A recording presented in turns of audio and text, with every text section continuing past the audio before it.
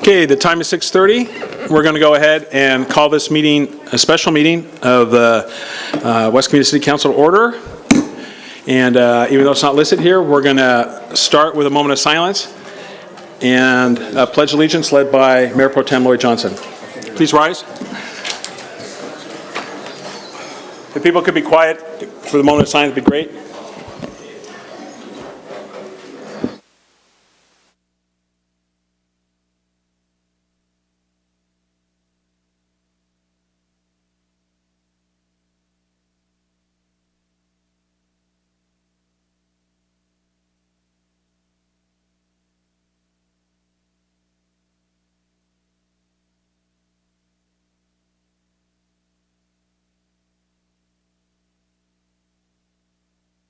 Roll call, please. Councilmember Toma? Here. Councilmember Warshaw? Here. Councilman Wu? Here. Mayor Pro Tem Johnson? Here. Mayor Spence? Here. Please reflect the entire council's here. We will, to let everybody know how this is going to kind of work for today, or at least how we think it's going to work, is we're going to have a presentation by staff on the budget, and then we're going to have community comments, and then we'll have some more. Well, the city council can ask questions during the presentations, but then the city council will discuss, and then there's a list of things that we need to provide direction to the city, and we'll go through that list, which is on page 7 of 8 of the agenda, and then we'll proceed to that point, and we'll see where we're at. Mr. City Manager. Thank you, Mr. Mayor, members of City Council, and our guests here this evening. Tonight for your initial review is the fiscal year 2018-2019 preliminary budget workshop. Tonight, Judy Lancaster will be providing you an overview of the city's finances, both this current fiscal year as well as the proposed fiscal year budget for next year. As part of that presentation, we'll talk a little bit about some of the historical data of the community, as well as get some direction as we start to look to close the gap on this year's budget. I'll let Ms. Lancaster talk about the gap once we get there. The intent is that, with a budget gap, we're not going to solve the problem this evening. All we're looking for is a little bit of direction to start chipping away at that debt to see what it is that the City Council's direction on how we accomplish that. If I may now, at this time, I'll start with Judy. She's going to do a PowerPoint presentation, and we're going to be doing a little bit of a tag teaming on that because there's some additional information we think it's of importance so both the City Council and the public see as part of that presentation. So with that, I'll turn over to Ms. Lancaster. Thank you. Mr. Mayor, members of council, good evening. Okay, let's just get started. So this is an overview of the total revenues by fund for the city. It's $119.5 million, and as you can see, the general fund is 52%, or $61.8 million. And the special revenue funds is $22.9 million, and a couple of examples of the special revenue funds is sewer, which is $3.6 million. Proposition A fund, which is just for transportation, is $2.2 million. On gas taxes, just for streets, is $2.9 million. And the overview for the expenditures by fund type is $127.6 million, and general fund is 55% of that expenditure, which is $70.5 million. And the special revenue funds is 20%, or $25 million. And examples of that would be, again, the same funds that I had mentioned in revenue, which is sewer for $4 million, gas tax for $2.9 million, and Proposition C, $2.6 million. These special revenue funds are just specifically for special, has special restrictions on it and how to spend those funds. Okay. And this is the expenditures by department, and I believe that each department head will be coming in and talking about their specific departments. So we'll start with City Manager. Thank you, Mr. Mayor, City Council. The City Manager's Department oversees the former redevelopment agency, which was combined with the dissolution redevelopment, which is now the successor agency. In addition, we manage the City Attorney's Office and their budget, as well as the City Council City Manager. For those of the public who aren't aware, the City Manager's Office is responsible for the day-to-day operations of the city. In that budget, we have everything from, the salary and benefits for the city manager's office staff, the community economic development staff, as well as what we call the ROPS, which is the recognized obligation payment schedule that we work with the Department of Finance to reconcile the old redevelopment agency finances. So you'll see that that's pretty much the most significant change you'll see in the city manager's office over the last couple of years with the budget. The budget previously was a couple $1 million, now I believe it's around 19.3, which the majority of that is the successor agency budget, which makes up 11.1 of that monies. In addition, we have the CFD. The CFD is the debt service on the Plaza West Covina. For those of you who aren't aware, back in the 90s, when the city had redevelopment agencies, they actually created a community facilities district to help fund improvements at the Plaza West Covina with the sole purpose of funding the parking structure improvements at the plaza. As part of that agreement back then, there was a diversion of sales tax from the city to that CFD to pay back those bonds. I believe those bonds expire around August of 2022. What that means is that sales tax that was being diverted to the CFD will be coming back to the city. So we're excited that we have new revenues hopefully in 2022 and 23, that fiscal year. But again, that's what is the CFD. Other than that, I believe that covers most of the city manager's office. We show the historical breakdown as well of the department. If you'll see, the biggest change was in fiscal year 12-13, and that was the loss of redevelopment. When we lost redevelopment in really fiscal year 10, 11, 12, they started reducing the size of the staffing. So initially, there was some layoffs in the redevelopment agency. When the dissolution came, they kept some staff on, and then finally we have the staff that's left over from today. And with that, that's it for the city manager's office. City clerk.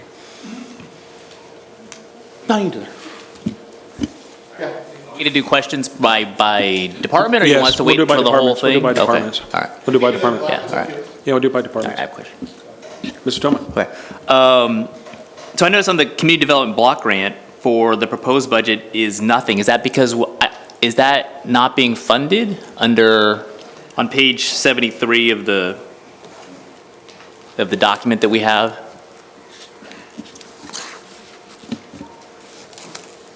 I believe that's the home improvement loan program, or home preservation program.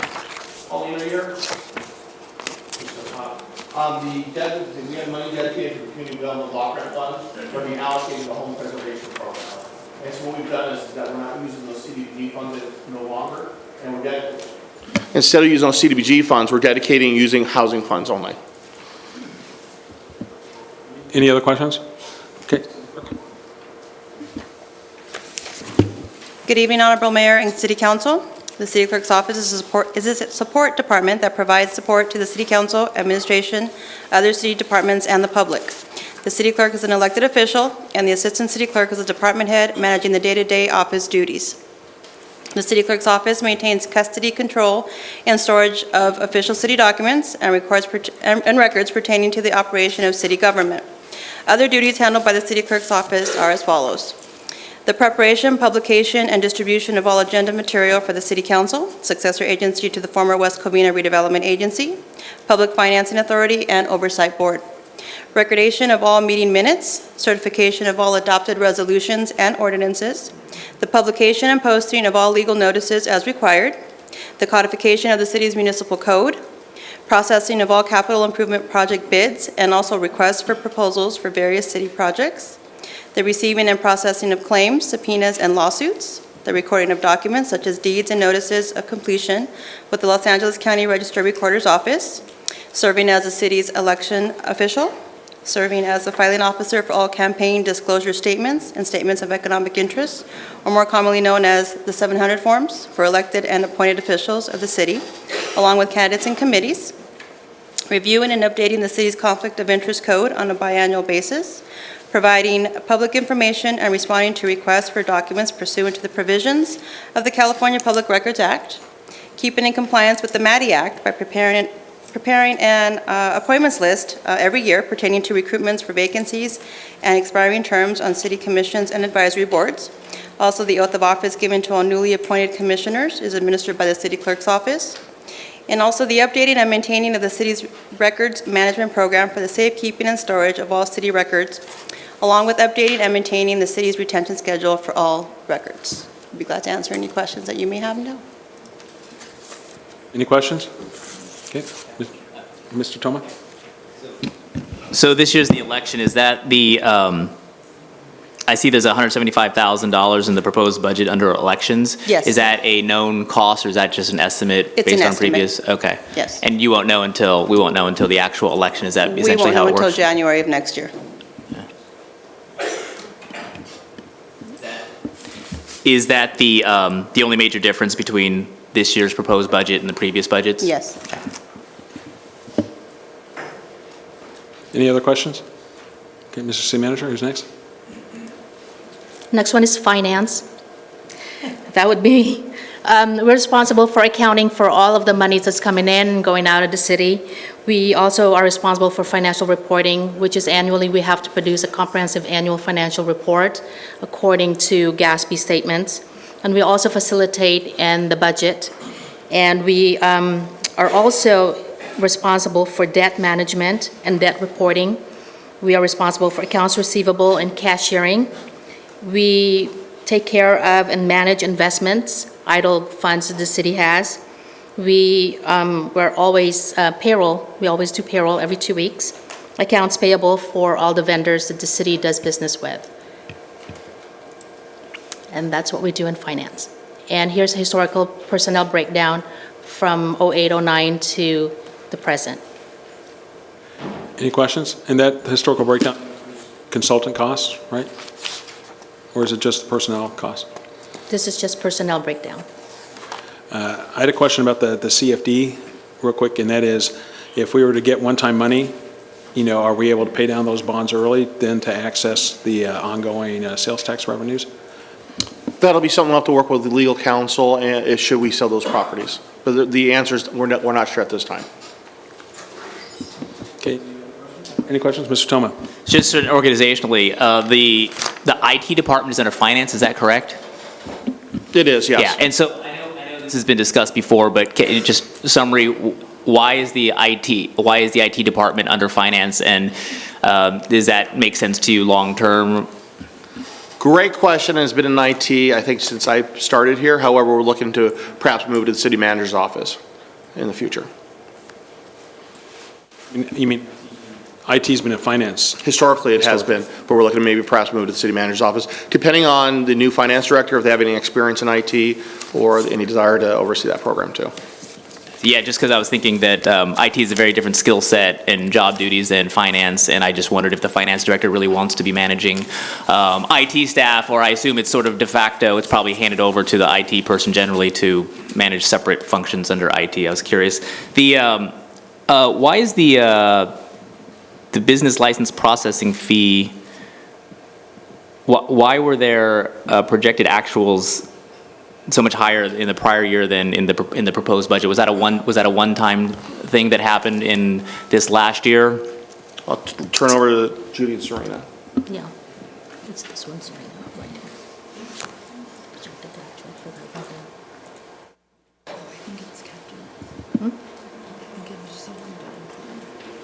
Yes, it's a one-time revenue for right now. Some of it would be for cleanups. Was that is the Is it the program? commercial rental program we're doing? Yeah, is the commercial rental part of that? Some of it is, but not the whole entire business license revenue for it. Okay. So it's a one-time.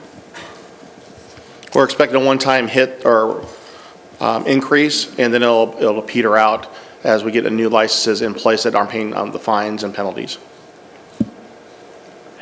In the document, the retirement PERS cost actually goes down significantly. Is that because we're using a consultant for some of the functions for the proposed budget? Like, for example, on page 113, under the finance, it goes from like 72 grand to 24 grand. Is that because we're using essentially a temporary non-permanent employee, or is there some other explanation for that? No, for the 18-19, we broke out the PERS retirement. Before, it was all lumped into the retirement line item, and then for 18-19, we added the PERS unfunded liability payment for $182,000.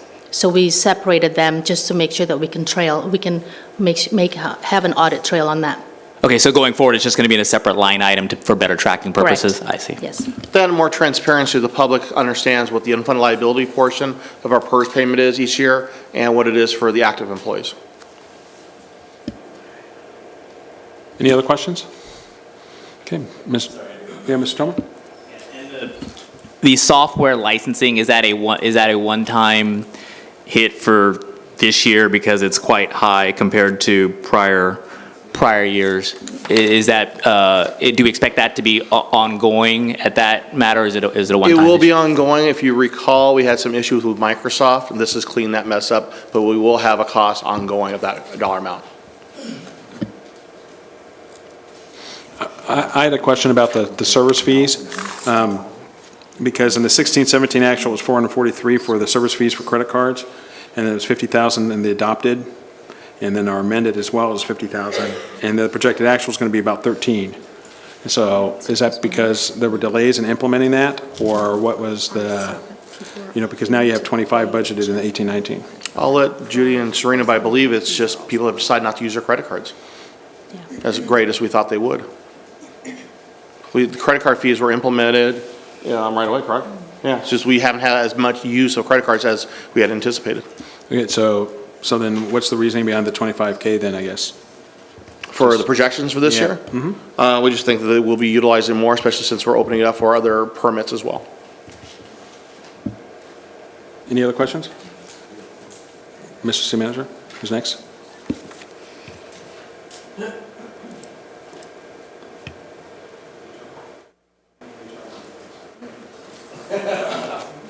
There you go. Is HR next? Yes. Oh, good, okay. Human Resources? Good evening. Good evening, Honorable Mayor, City Council.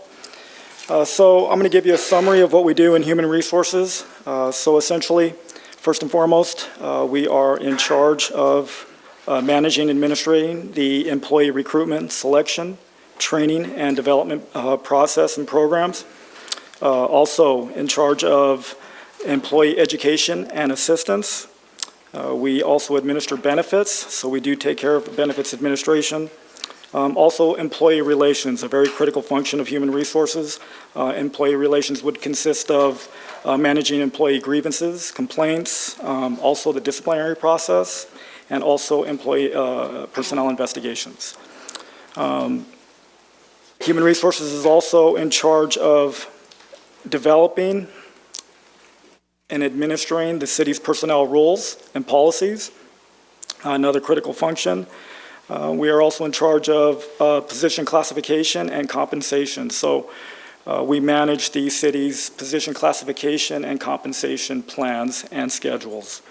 We are also a driver and in charge of labor relations along with the city manager, labor relations, contract negotiations, and the collective bargaining process, as you are very well aware of. And also, we help assist with organizational development. And with organizational development, we work closely with other departments, also the city manager with strategic planning, the strategic allocation of staffing. Also, essentially what we try to do is we try to help departments optimize their staffing. And also, human resources as a departmental function, one that I think is very important as well is performance management. So we work internally with each of the departments in terms of performance management as it relates to our staffing. We also, in the Human Resources Department, we also manage the workers' compensation program and also the general liability program, each of which are self-insured, and we manage and administrate the uninsured loss program. And so really, in summary, what we do in human resources is provide those critical internal controls for the administration. Questions? Questions? Ms. Warshaw? Thank you. I noticed our self-insurance general auto liability is the proposed budget's about $380,000 more than it was last year. Can you explain why? For uninsured losses? For general insurance auto liability. That is because we've had an increase in uninsured losses, and I believe part of that is that we've combined some of the funding from our other programs for uninsured losses. Okay. So we've collapsed that line into, we've collapsed a couple of lines into uninsured losses. Okay, and then the workers' compensation has gone up about 340,000. Correct. And that is something that we are trying to control better. We have seen an increase in our workers' compensation. Really, it's a matter of trying to manage the process better than what we have been doing. And also, we've just had an increase in claims. Thank you. Any other questions for this? Yes, Johnson? Yes, I noticed on you, the legal services for HR. Yes. Yeah. I've noticed, I could say, it was predicted like 17,000, and now it's up to 30,000. What's the difference in the legal service between HR and the rest of them? Why? Those would be for special personnel matters that would not go to the city attorney's office. Okay. So things that I would look for, we have a legal panel that we do reach out to that's been approved by the city council. And for those very special cases where we don't want to conflict the city attorney's office, we will use the legal panel to help us with, for example, employee grievances and/or investigations. Okay, that's all. Any other questions? Okay, Mr. City Manager? Mr. Toma? So quick. The total compensation study, how long does that take?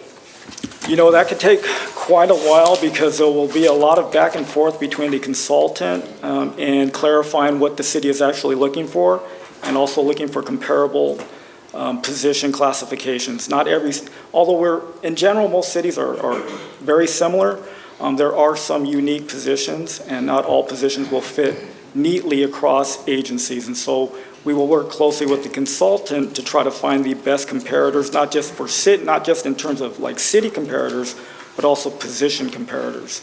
I'll give you an example. One agency may use a public works maintenance manager, and another agency may use a title such as public works maintenance superintendent. Very similar, but there may be some minute differences as well.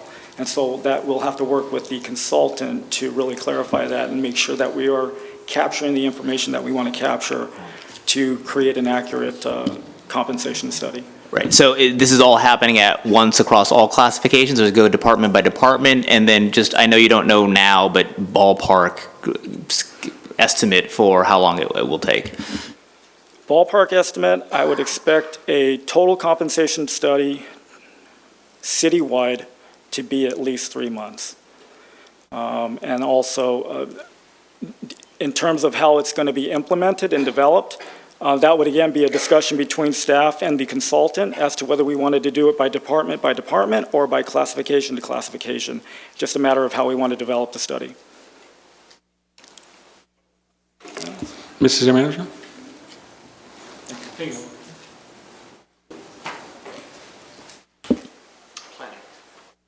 Okay, planning. You don't look like Jeff Henderson. No, this is Ron Garcia. Senior planner. Unfortunately, Jeff couldn't be here. I'm sure he's disappointed.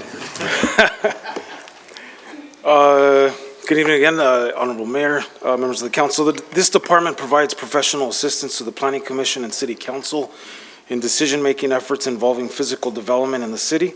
The department strives to improve the city's environment for all segments of the community, both residential and commercial, by adherence to the principles of good design and applicable codes and regulations. Additionally, the department also manages the Art in Public Places, which administers a program to enhance the quality of life of the residents through cultural and artistic resources. Any questions for planning? Okay, next. Mr. City Manager? The police The department. police? Chief Taylor? I'm going to steal some of planning's time, so. Good evening, Mayor Spence, City Council. The West Covina Police Department is a full-service police department, and we handle all patrol calls and all follow-up investigations. The police department is currently at 106 sworn positions, which is down 21 positions from its previous high in 2007.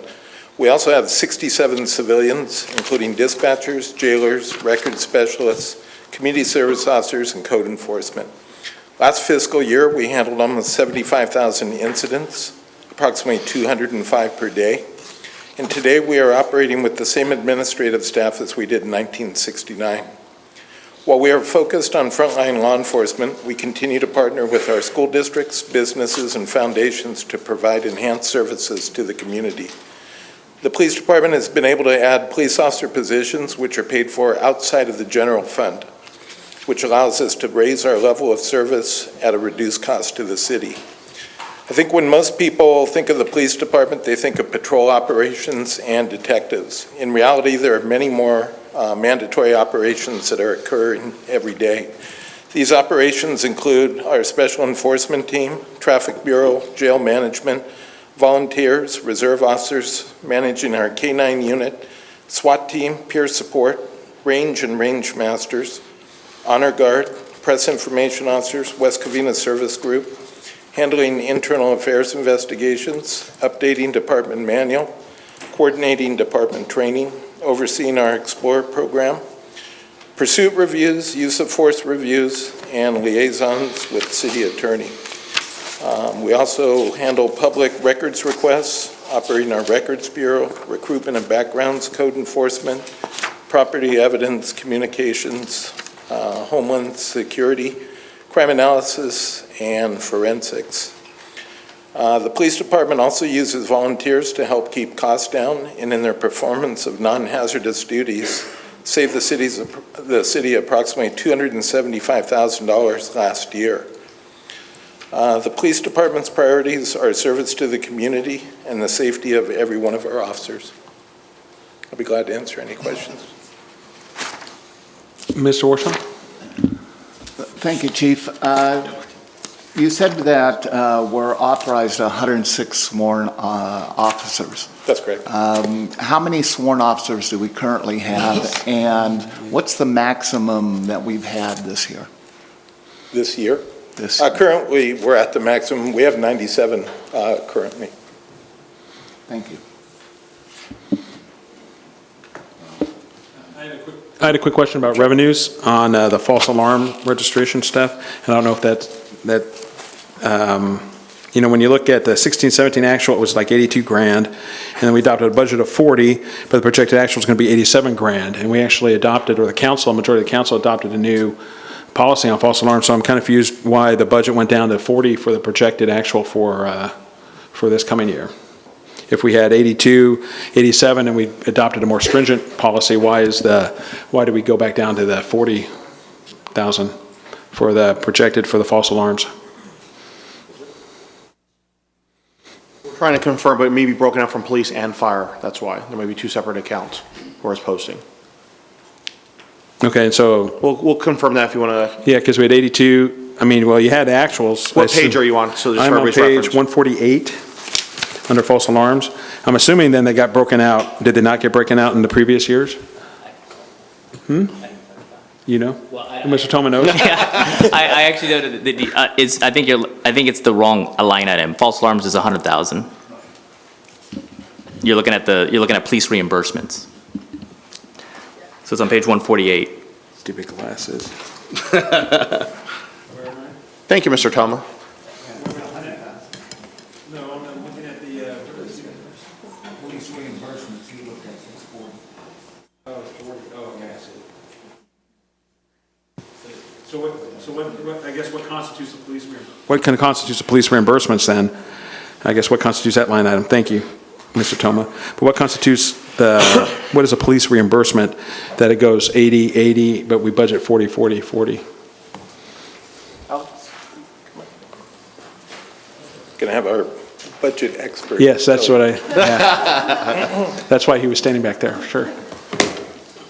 Mr. Houston? Is this account number 4575? It's a 4645. 4645. Under police administration. Because it seems we budget 40, but we always take in 80.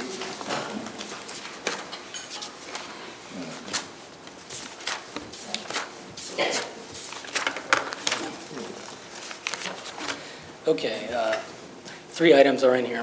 The contractual reimbursement for range usage by the California Highway Patrol out of Baldwin Park, police reimbursements for forensic services, and a separate range reimbursements from a new partner for the range usage at Cal Poly. And that's it. The bulk of it is the forensics for $30,000 estimated. Okay, so, I mean, should we have it at 40 or have it at 80, I guess is the real question. The range is being examined and will be repaired, so it would not be wise to increase this until that is completed. So I do what? The range is going to be repaired, Okay. so we cannot increase those numbers. This is an estimate. Because it will be out of service for a while, is that what you're Be out saying? of service. I got you. Okay, thank you. Any other questions under this? Mr. Toma? So I know you've done a good job of getting grants for other, like you're saying, specific positions. How many of those are there in terms of officer positions? Do you know off the top of your head? Well, we actually have, let's see, let me just go back. So our HOPE team, our SROs, 2 positions in TRAP and the U.S. Marshals. So we have 8 total. And then looking at where the funding sources, is the asset forfeiture stuff under the general fund, or is that one of these other categories in terms of expenditures? It's a separate fund. It is, okay, so, okay. Just for clarification, the city's unable to budget for asset forfeiture. Right. So as expenses come up, there'll be a separate appropriations that'll be presented. Okay, so every item in here, including like cell phones and office supplies, those are all basically general fund items, I see. Mr. Johnson? Thank you, Mayor. On 5156, I noticed on the retirement PERS, it was always something like 500 and some thousand. It was projected at 716,000, but now it's at 300,000. What's the difference between the 700 and 300,000? What page are we on, Mr. Johnson? Oh, I'm sorry, 148. Under, it'd be 5156. I believe those projections are calculated by the finance department. That's fine. That is the line item that we had broken out into 2 line items for PERS and an unfunded liability. Oh, okay. So if you look at 5181, 2 lines below that. Right. That's the unfunded portion. Right. Plus the 300,000, so that puts it at around 950,000 versus the 716 previously. No, okay. Any other questions? Yeah, Mr. Toma? Under contractual services, was there a particular big contract in the proposed budget? I'm looking at same page 148, the other contractual services. I don't have that document in front of me, but here are our contractual services. We have crossing guards listed. We have the foreclosure ordinance enforcement, and we have jail services. So the document I had unfortunately combined them all together. I'm not sure exactly what you're looking at, but those are the large contracts that we have in place. Any other questions? Thank you very much. Thank you. Is fire next, Mr. City Manager? It is. Chief Whitthorne?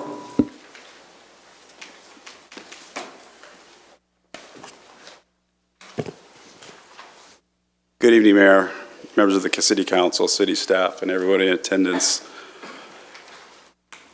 The mission statement of the fire department. Our mission is to provide the highest level of life and property safety in a caring and cost-effective manner, and to continually strive to provide quality customer service for the community, the city, and to one another. The fire department is comprised of a combination of dedicated career firefighters and civilian staff that proudly serve the city of West Covina citizens and visitors by responding to approximately 9,500 emergency calls for service annually by 5 strategically located fire stations. The fire department is comprised of 4 major divisions: fire prevention, operations, administration, and training. Fire prevention. The fire chief currently serves as the fire marshal, and his support staff is tasked with managing and enforcing the city of West Covina's fire codes and ordinances and providing these services in a timely manner. The Fire Prevention Bureau contracts with 2 consultants to review building plans to ensure proposed designs meet current fire codes. Inspecting occupancies during various stages of construction is a critical component of ensuring that fire and life safety systems are up to code. The fire chief and his prevention staff currently manage the annual inspections of all existing businesses and commercial occupancies within the city. The fire prevention personnel coordinate with the city's building, planning, and community development departments to ensure all planned developments meet fire code standards and that our educational occupancies are designed with the life safety as a primary concern. Fire prevention staff inspects fire sprinkler systems, fire alarm systems, hazardous storage, and ensures that fire exits, emergency lightings, means of egress, and extinguishing equipment are provided and maintained. Moving on to the next is operations. The operations chief oversees this functional area and is responsible for all emergency operations, facilities, equipment, repair, and maintenance of the fire department. In addition, the operations assistant chief provides oversight for purchasing and acts as a liaison for dispatch communications and automatic aid contracts and operations. Through the support and development of operation personnel are committed to maintaining the functional capabilities of the department. Fire and emergency operations. This is the core of the department's fire and life safety protection services. The emergency services are provided 24 hours a day, 365 days a year by 5 paramedic assessment engines, 1 paramedic assessment quint, 3 paramedic ambulance, and 1 assistant fire chief. These professionally high-skilled firefighters are cross-trained to respond to medical emergencies, fires, and all types of sizes, transportation accidents, hazardous material spills, and other emergency calls. Emergency personnel respond quickly and are able to mitigate and solve the problems effectively regardless of the nature of the emergency. West Covina firefighters consistently provide high-quality customer service. Our paramedic ambulance services, approximately 73% of the department's activities is directed towards emergency medical services. The department assists approximately 6,600 patients each year. About half of these individuals are in severe medical distress or require paramedic level care. On an annual basis, approximately 3,600 patients are transported to area hospitals in one of the 3 fire department ambulances. The operations assistant chief is responsible for overseeing the department's fire investigation unit. Trained fire investigators work diligently to identify the cause and origin of fires in the city. They work closely with detectives from the police department to identify, arrest, and prosecute arson suspects. Our administration division, the personnel chief. The administration assistant chief oversees all personnel-related issues within the department. These duties include staffing, recruiting, promotional exams, development and administration of standard operating procedures review, firefighters' health and wellness, as well as the department's liaison with the city's human resources department. The administration chief also oversees all department volunteer programs such as the Fire Explorer programs and the Retired Senior Volunteer programs, also known as RSVP. Other duties include emergency preparedness. All firefighters receive specialized first responder training for response to natural disasters and terrorism incidents. The administrative assistant chief ensures that all city personnel are trained to respond as a cohesive unit if required in case of a large-scale disaster to affect the city of West Covina and its citizens. Public education. The department works with the community to provide fire and life safety education. Firefighters provide demonstrations and station tours to local schools and groups. The department encourages community participation in the involvement, for example, Fire Prevention Week, every 15 minutes, hands-only CPR, and the Red Ribbon Rally to educate the community about fire and life safety and drowning prevention. Last but definitely not least is our training division. The department remains committed to providing training and professional development opportunities for first responders that are in line with the delivery and state-of-the-art of fire suppression, rescue, and property conservation services. The training assistant chief coordinates department training activities and oversees all aspects of the following: recruit training. Newly hired firefighters attend a multi-week training academy to ensure that they are trained to the highest level and that their training and abilities are adequate to be assigned to an engine and/or paramedic company and work seamlessly with veteran firefighters. Department training. Department members receive all mandated training through in-house, manipulative, and classroom drills, formalized workshops, seminars, train-the-trainer academies. Firefighters pride themselves on building realistic props for training and conducting pre-planning on city buildings and target hazards. Annual training covers all aspects of firefighters' jobs to ensure each member maintains a constant high level of readiness to respond to any potential emergency situation. The training assistant chief's duties include the monitoring of all department members' California Department of Motor Vehicles requirements and records, annual training mandates, and educational mandates. The training assistant chief also currently oversees all aspects of maintenance and repair of the entire fire department fleet. I'll be happy to answer any questions at this time. I have a quick question, which is, the majority of the council adopted a EMS assessment fee, and the adopted budget for last year was $314,000, and the projected actual is $9,000. And then the proposed budget has a $50,000 item in there. So I'm trying to figure out what's going on with the EMS assessment fee that the council majority adopted. Certainly, as we presented to you a few months back, there was a delay in putting that EMS fee in place. That is now in place. There's multiple EMS fees that council adopted that have been put into place. There's one that's still being put in place, which is the fee for we have the transport in place. We have the fee in place for the transport for folks at assisted living facilities, then that a fee. The other EMS fee that's been approved by the council is the EMS fee related to charging residents or businesses when the fire department shows up to a call and they don't get transport, so the non-transport fee. Right, that's the assessment fee, correct? Those are the, go ahead. That's correct, and they're... Because they are broken out. There's ambulance, ground emergency transport, ambulance services, EMS assessment, and ambulance subscription fees, and then miscellaneous. So I'm just trying to figure out, I mean, the $314,000 thing from this budget, which obviously we didn't get, why is it $314,000 when the council adopted it? Is it $50,000 that we're going to get for the coming year? What is it? Well, again, we're trying, go ahead, Chief, but we're trying to estimate more realistic number than trying to guesstimate since this is the first time using that fee. It could come in higher. We just don't know that at this time.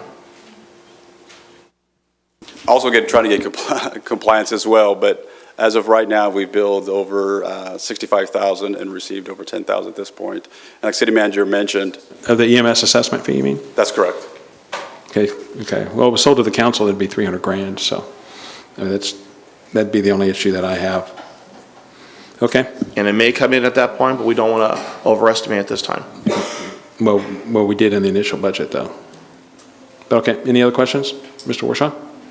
Thank you. I don't know if this is a question for the chief or for finance, but 3 years ago in 16-17, we had an adopted budget of about $15.5 million. Today, we're looking at a proposal of almost $21 million, about a $5.5 million increase in such a short time. Can you explain such a huge difference? I mean, we're looking at over a 30% increase. Yes. No, it's the expiration of the SAFER grant that expired last year, which was in 15-16 around $1.6 million. And then we also have the addition of the Engine 4, which was projected last year to be eliminated, which was not eliminated. So that's $3.1 million right there. And I think the additional, I'll let finance, I believe it's going to be PERS increases and salary increases. Yeah. So the elimination was for last year, though, not the year before that. No, but you're talking about the total increase from since then until... Right, but it wasn't eliminated back in 15-16. We actually had it. So... Okay, but again, there's going to be increases on the general fund portion since the SAFER grant is not picking up that cost. That's 1.6 million, you just said. Correct. So where is that other $3.5 million increases? Is that salary and benefits? Is it?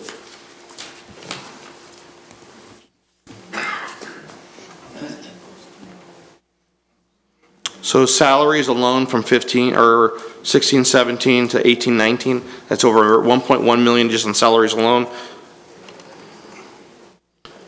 Overtime costs went from 1.2 in 16-17 to 2.7 in 18-19.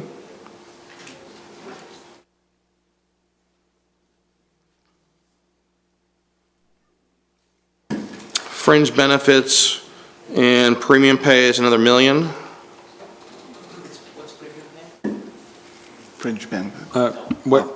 Hold on. Serena, what's the you want to know breakdown that? of premium pays? What?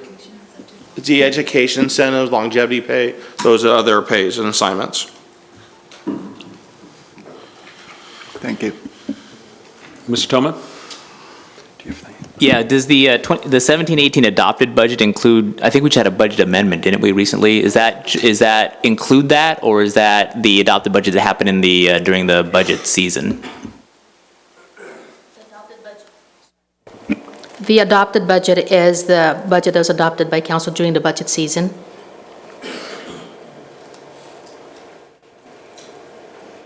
Okay, I think that's it. Next is Public Works. Are we going in order? Chino? Good evening, Mr. Mayor and members of council.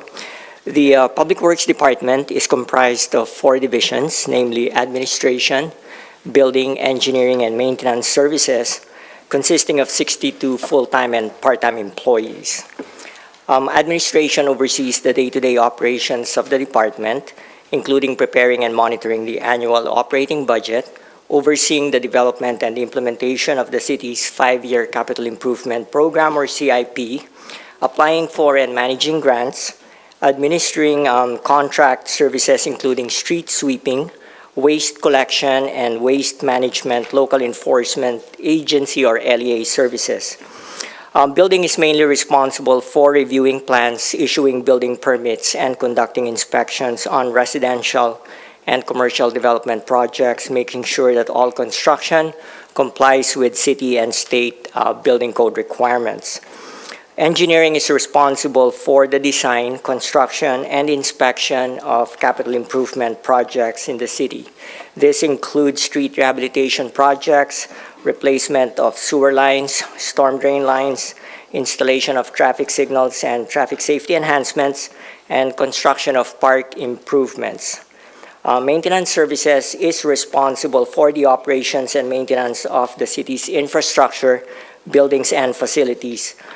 These include pothole repairs, cleaning and repair of sewer and storm drain lines, installation of signs, striping, and pavement markers, maintenance of parks, medians, landscape maintenance assessment districts and open space areas, fleet maintenance, and graffiti abatement.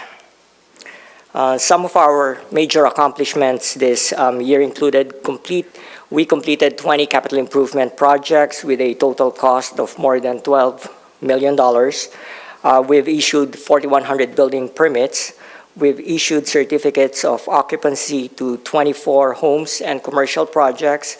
We completed over 5,000 resident requests for pothole repairs, tree trimming, raised sidewalks, graffiti, trash collection, and sewer issues. We've cleaned over 150 miles of sewer mains, 850 storm drain catch basins, and we've collected 56,000 pounds of e-waste and 800 pounds of sharps containers. The proposed budget for fiscal year 2018-19 is $15.2 million. 29% will come from general fund, which is about $4.4 million, and the remaining 71% will come from a variety of sewer funds, such as sewer, the assessment districts, citywide tree and lighting maintenance district, and so forth, gas tax, Prop A, Prop C. I'm available to answer questions. I have... Go ahead. No, I don't want to take away your thunder if that's what you're going to ask. Oh, I don't know if it's thunder. But I was going to ask, and I know I talked to you about this, is that, you know, a couple years ago, we ended our graffiti contract that we were paying about $150,000 for. And there was a new standard set for the bid that was different from the previous bid. And the cost came in at like $300,000, the one bidder. And so the council, majority of the council rejected that bid and then did it in-house. So I'm trying to figure out, I can't tell from this, how much are we paying for graffiti removal and abatement right now in the city? So if you turn to page 195 of your budget book, because I knew this question was going to come up. So back in, and I'm helping you out, Chino, so sorry. Does this include all the maintenance districts, graffiti abatement? Well, all the different maintenance districts, they may have additional line items in there for the actual abatement. But originally, the city council approved the program. It had an annual cost of $226,000. On page 195, the program is only costing $150,000. Chino, is there additional funding towards the maintenance districts at all for graffiti abatement? Or is that charged as it happens? They're charged as it happens, but right now, the actual cost that you're looking at, that already includes all the landscape maintenance district. So the 151 includes all our landscape Correct. and all the supplies? That's correct. I don't believe it. And our unfunded CalPERS liability is approved in here as well? Yeah, the one, 11,000? So that's, how do you break out the times then for the graffiti abatement from our employees? How do you go about doing that? Well, because we don't have dedicated people for graffiti abatement, right? Because they're doing other park stuff as well, correct? Well, we do have dedicated to employees for graffiti abatement. But they just don't do graffiti Although they do abatement. spend about 20% of their time helping out with parks maintenance issues. So 80% is still graffiti. Okay, so 80% of the Two employees staff members is for graffiti abatement. graffiti abatement. Part of the reason we wanted to move towards an in-house graffiti abatement is that while they're out there, if they need to, address park issues, whether it be trash or something's broken out there, they're able to do it while they're there, rather than having to call out another employee to do that work. And I think one thing we've noticed also this past year is that the number of graffiti sites have significantly decreased because of being proactive, trying to abate all those graffiti. Well, that is why we have the standards written into the contract too, and they're supposed to be followed. And then I had a question about the maintenance districts and, well, not the maintenance districts, I'm sorry, the fleet transfer of the fleet stuff. Do you have that breakdown? We don't as That's of yet fine. because the program hasn't been fully functional. In your staff report tomorrow night, well, it didn't begin back in July like we were hoping. We had to but this- share with the council previously. Well, just let me, ahead. so everybody knows what I'm talking about. Yes. I'm talking about how we transferred we reorganized how we did the fleet control stuff at the city yard, right? And whether or not that's actually paying out as a savings or not based on all the different costs that have been allocated to it. That's the question. I don't know if Chino, if you have any updated information you share.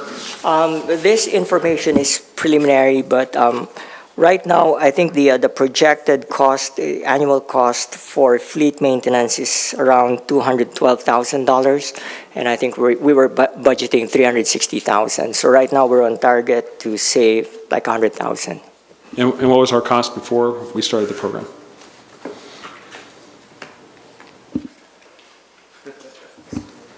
Well, obviously, you don't have that number, but obviously you can get that number to me. We can get that number to you what it was before, but I thought we were anticipating a savings of a few $100,000 because now we're also generating That's what I want to verify. additional rent from from Ford as well. That's what I want to verify because there's lots of different costs that go through the fleet, Sure. fleet control. We'll get you that updated information. Thank you. Anyone other questions on Public Works? Ms. Toma? Under your achievements, I was actually, a couple things caught my attention. How many storm drain catch basins do we have? We have about 1,700. Okay. I see. So you cleaned about half of them within, are you talking about just this fiscal year or? This is fiscal year. Okay. And then the sharps containers, I know there was this issue where the county was trying to do some sort of program with sharps. I didn't realize that we collect them separately. How do we collect these sharps? Is that happen at the same day that we do the e-waste, or is there a separate way that people are capturing sharps? We do collect them at the yard, so people or residents can actually drop them off at the yard, and we log them in, and those are being picked up by, I think, I'm not sure if it's the county or a vendor. Micah Martin, my Public Works Superintendent, is coming down to just clarify that. Good evening, Mayor and Council. So our Sharps program, the residents of West Covina can bring their Sharps containers to our city yard at the front counter. We have a collection bin there that they go into. We have a contract with Waste Management who comes in and collects those and transports them out to a county facility for disposal. That is the one site where we do sharps. It's during office hours at the Public Works office, essentially? Yes, that's year-round during normal business hours. Yeah. I have another minor question on the traffic signals. I feel like I'm always seeing traffic signals that are not working, that they're flashing. what is the main cause of that? And is that just is that an equipment maintenance and they have a certain life term? I'm just surprised at how often, and it's not just our city. I do see it in other cities, Covina and Walnut as well. Why is that? It could be a variety of factors, but most of our signal equipment right now, like the controllers, some of them are really old and they need to be replaced. Part of our CIP, we do replace some of them every year. It's just, it's a big cost to replace them all at the same time. So we're in the process of doing that. So what's the general life term of one of those things? What's the, if you could ballpark the cost? Well, in terms of how long they last, they probably last about 10 years, but the problem is with the changing technology, some of them, they're like computers. So some of them are not able to do a whole lot of timing or programming changes because they are already outdated.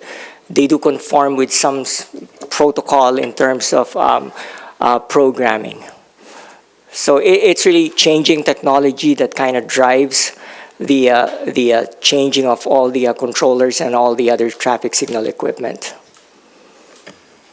Anything else? Ron? Okay, next is it community service? Community services.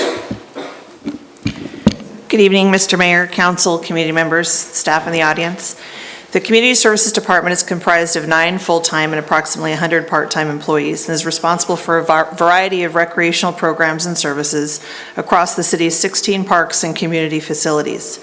The department operates 1 nature center, a senior center, 3 licensed daycares, 1 licensed preschool, 2 community centers, the Ridge Riders Equestrian Center, a splash pad, skate park, the Roller Hockey Center, and 10 athletic facilities, as well as the Big League Dreams facility. In addition, staff oversees the city's nonprofit foundation, the West Covina Community Services Foundation, the city's Discover Community Newsletter and Recreation Guide, the Animal Control Contract, Special Park and Transportation Funds, CDBG funds for social services, and homeless programs and services. I'm available to answer any questions, as well as my budget experts in the audience. Any questions on community services? When the council approved, a majority of the council approved sending animal control people door to door, there was an estimate that we'd get at $200,000 in revenues. Did that come to be, or how is that program working, the door to door? As you would like to coin the phrase, the doggy stormtroopers. Yeah, so the county had told me that there was basically a 1 for 3. If we spent $100,000, we would generate $300,000 in revenue, potentially. While the county will not guarantee revenue, that was a ballpark estimate. I can tell you that's not really 1 for 2. I think our most recent revenue to date that we're forecasting would be an additional $450,000 in revenue at the cost of $250,000. So while it is generating more revenue for the city, it's definitely not the 1 for 3. Any Mr. questions, community services? I just want to add, Mr. Mayor, Mr. City Council, there is becoming an issue with the services, the animal care and control that the county is providing. So this will be coming back at a future agenda here rather quickly. Was it 110% in 4 years they want? Something like that? I'll let Ms. Bresciano respond to that Something one. like that. Yeah, we're going to have to talk about animal control services. That will be another meeting. So, yeah. Anyone else on this, community services? Okay, next, capital improvements. Right? Capital improvements. Yes, capital improvements are totaling $11.8 million. The biggest expenditure is on streets, which is 43% or $5.1 million. And the next biggest expenditure is on parks, which is $1.6 million for 14%. Did anyone have questions about capital improvements? Just, I want to share a couple things for the community. 2 items of importance. One is Senate Bill 1, transportation funds. The city has been receiving those funds. However, because there is a ballot measure that is qualifying to be on the November ballot, which could repeal that, we are not looking to expend any SB 1 funds until after we know the results of the election, in case there's a takeaway of those funds after January 1st of 2019. In addition, the Shadow Oak Park lower level improvements, including the restrooms and the parking lot, we're looking to hopefully get that started at the end of the fiscal year when the new LA County park money start moving forward. Any other questions on capital improvement? Mr. Toma? So you just mentioned this SB 1 issue. So I see that on 273, total Senate Bill 1-237. Is that 1.05 million, is that the anticipated for this fiscal year? For CIP related, that is correct. So is there SB 1 money that's not under CIP that goes into a different? That's correct. There's some cost for materials and services as well. Under Public Works or under some other? I believe Public Works? Yes. I see. And that money will be spent? It's just that this one won't, or? Correct. Since Okay. that's the larger of the amounts, we won't expend anything that's going to be greater than what we believe is the 6-month allocation. Anything else on capital improvements? Okay, we do have a list of scheduled positions. I don't think we need to go over that unless anyone has any questions that are attached here. Okay, let's get to the public comment then. I don't have any yellow forms here, but I know some got turned in. Actually, there's still more. Is there more? Yes. Thank you, though. I just went to the end there. Scheduled positions, and then I don't see, where's the rest? That's your budget book. The presentation has more slides. Okay, great. We'll have the more slides, and then we'll go to public. All right. We just wanted to get through some of the financial trends that we've been seeing. Citywide comparison between revenues and expenditures. As you can see, the expenditures are trending to be more than the revenues coming in. The growth of expenditures is outpacing the growth of the revenues. And the major revenues versus public safety comparison as far as expenditures is dramatically that the expenditures is outpacing the revenue. That is the major revenue for public safety comparison. The historical staffing levels per fiscal year, as you can see in 08-09, there's 436 employees, and in 18-19's 353, it's down by 83 positions. And this is a PERS cost historical trend. This is one of the biggest problems. It's not just facing city of West Covina. It is facing a majority of the cities in Southern California. And the PERS cost is rising. We first started in 13-14, 7.9. And if you see the projected that CalPERS had sent to the city, it is going to go all the way up to $25.5 million. And I think it was like a few weeks back, we had a community workshop regarding CalPERS. And this is just reiterating what we had said in that workshop, and that PERS cost is escalating exponentially. And as you can see, the red line here is the general fund portion. But in 24-25, it's $25.5 million. The medical costs are also rising. 13-14, it's $3.3 million. In 18-19, which is the proposed budget, it's going up at 5%. From 17-18 adopted budget to 18-19, we had proposed a 12% increase in medical costs. Here's another cost increases that are beyond our control.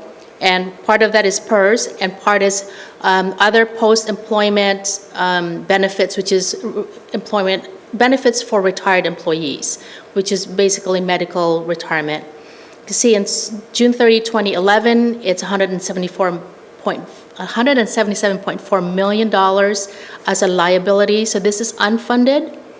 And we still, in 2016, based on the actuarial evaluations given by PERS, we are now looking at a $231.8 million liability, unfunded. And we would like to just look at a general fund. Those were all just an overview. So for the general fund for 17-18, the current year that we are in, council adopted a $62.9 million budget. So far to date, the amendment to the budget is increased by about $3 million to $65.7 million. And tomorrow, there's another staff report for third quarter that's going to be asking for amendments to the budget. The 17-18 projected actual, as you can see, $67.4 million, and that is projecting it through the end of the fiscal year. So if you're looking at the amendment budget of 65.7 and projected actual of 67.4, there's a difference there. That's because tomorrow we're going to go before council asking for an appropriation. And the adopted budget versus the projected, there's a difference of $4.5 million. And the city manager's office, the change is 19%, and that's $287,000. That's mostly for legal costs. The next one is the police. There's $1 million difference there. And that would be, let me just get my notes there. That would be the managed savings did not come into fruition. That's about $700,000 is the one that did not come into fruition from the $1.5 million. And the chargebacks for liability and vehicles also went up.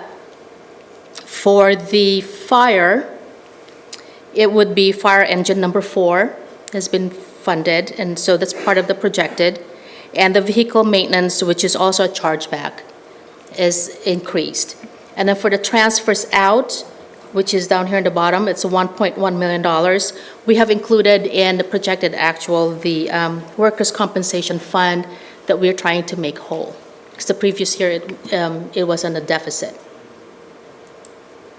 Sales tax revenue as a trend since 08-09, you will see there's an increase right here in 14-15 and 15-16. That is, there was a new dealership that came to town. And also there was a continued increase in sales on just new cars. But then if you look at 15-16 compared to 16-17, it went down because there was a loss of one dealership, and also the gas prices went down, which then affected the sales tax on gas prices. Property taxes. You can see it's rising. It's not rising exponentially. It's almost just steady trending upwards. But that's because West Covina is almost fully built. But 14-15 to 15-16, there was an increase of about $2 million, and that's because the assessed valuation for vacant properties have increased from 14-15 to 15-16, and there's some sale on a couple of properties that has increased assessed valuation on that, which then affected the property taxes. At the start of the budget, the city manager's directives to staff was on expenditures when they're starting on their budget, is they will start as a rollover budget. That means whatever they had last year, the previous year, is what they are going to start with in 18-19 budget. The only cost increases that will be included in the budget will be only that have the contracts behind them, wherein the city is basically has a contracted obligation to those vendors. Current vacancies are included in the 18-19. Salary increases only for those eligible, and there's no cash out budget that we have put in 18-19, which means that anybody who is retired or will be terminating or has resigned, when they leave and there's a cash payout for vacation leave, those are not included in the budget. If there's any of those instances, then the staff will have to go before council for an appropriation for those monies. If I may add to that, Judy, also, the departments will also to be partially responsible for perhaps keeping those positions vacant in order to make up the cost savings as well. Correct. Any questions? No, we still got more. General fund expenditure. Mr. Warch If you has a can go question. back to that previous slide. Sure. So some of the increases could be such as there's no vehicle replacement funding. And I remember hearing that we had a lot this year. What are we expecting that dollar amount to be that is not in this budget if you based it on the 17-18 budget on what we spent on vehicles? I'm not sure we have that number readily Yeah, I available. don't think we have that We can number get that available. We'll information get that for the to next you. meeting. But most of the vehicles we have been buying, we use in special funds. On your agenda tomorrow night is the purchase of several ones that need to be replaced in Public Works through AQMD funds. We've been purchasing public safety vehicles historically with asset forfeiture funds, police vehicles, with asset forfeiture funds as well as some general funds. And then a couple months ago, there was some remaining funds that were in the, I guess you might say, in the collection of evidence. That was about $250,000 that's been set aside for new police vehicles as well. So the anticipation is we'll be using those funds for new police vehicles, and we'll be discussing one CIP project to purchase another vehicle. And that's it at this time. Thank you. And what we've also done this year is any NPDES expenditures are now being charged to sewer fund. Here's an overview of the general fund expenditures. Police is 30%, I'm sorry, police is 45%, fire is 30%, and the rest are all the support services, public works, community services, planning. General fund comparison between revenues and expenditures. It just shows you the picture of the same trend wherein expenditures are not being funded by revenues. And I believe, Chris, you'd like to talk about this? I do. There's been a lot of comparisons and comments about, how is the city of West Covina's budget or its services compared to some of the other cities here in LA County. So we've got some data that kind of shows about the importance of our public safety here in West Covina. But as far as comparison purposes, West Covina is the 13th largest city in all of Los Angeles County. In the San Gabriel Valley, the only other cities larger than us are El Monte, Pasadena, and Pomona. By general fund, West Covina is the 27th largest city. We have the other San Gabriel Valley cities that have larger general fund budgets than us are Alhambra, El Monte, Pasadena, Pomona, and Whittier. Per capita general fund spending, West Covina is ranked 63 out of 88. But what's interesting about that is if you look at the 25 cities after us, none of them are a full-service city. So you're getting a pretty good and efficient bang for your buck by West Covina being an efficient city, a full-service city, I should say. In LA County, there's 45 out of 88 cities have their own police department. 29 out of 88 cities have their own fire department. Only 26 cities are a full-service city where they have their own police and fire departments. West Covina ranks highest of the general fund spending for public safety at 78%. The second highest is Monrovia at 68%. Now we break down to show the efficiencies in our police department. Of the 45 cities in LA County with a police department, West Covina is ranked 14th with 47% general fund expenditure. However, 12 of the 14 in front of West Covina have county fire. So that is a different comparison right off the bat because many of those cities, their fire department is actually paid for on their property tax rolls. So that money now, not all of them, but many of them are. Many of them are. This places West Covina second. No, the newer county fires are not paid for out of property tax. I understand that there are many of them that are on there. Yes. This places West Covina second behind Long Beach at 48%. Per capita spending on our police department, West Covina ranks 41 out of the 45 at $273 a resident. Our neighbor next door in Baldwin Park is $256 per resident. They have county fire. Monterey Park, they have their own city fire department, and they spend $235 per resident. El Monte, which is county fire, is $212 per resident. And Bell is county fire, and they spend $191 per resident for the police department. So let's look at the fire department. Of the 29 cities in LA County with a fire department, West Covina is ranked third with 31% general fund expenditure. The only two cities in front of us are Santa Fe Springs at 38%, who contracts with Whittier for the police department, and Vernon at 32%. Per capita spending on West Covina is ranked 27 out of 29 with a $179 per resident cost. And then you look at Monterey Park, who has a city police department, it's at $160. And then Compton, which is county sheriff, is $122. Just want to follow up the comment I made to the mayor is, it's difficult to have an apples-to-apples comparison, especially when you do it with the fire departments. And the reason is that, you go to each different city and their per capita spending, many of them have, I mentioned the property taxes are paying for the fire department. There's some cities that, much to the chagrin of residents, they don't know it, they actually have their pensions on the property tax. So as West Covina is dealing with these pension increases, the residents of those community, the cities never see those funds because they're actually paid for off the property taxes. So you look at the cities El Monte, Monrovia, and others, they actually pay for those increase in pension costs on the property tax rolls. That's the same thing as, I mean, we look at some of our other neighboring cities, they're having similar fiscal challenges. They do have, and we've had these discussions about utility users tax, sales tax, and other revenue sources as well.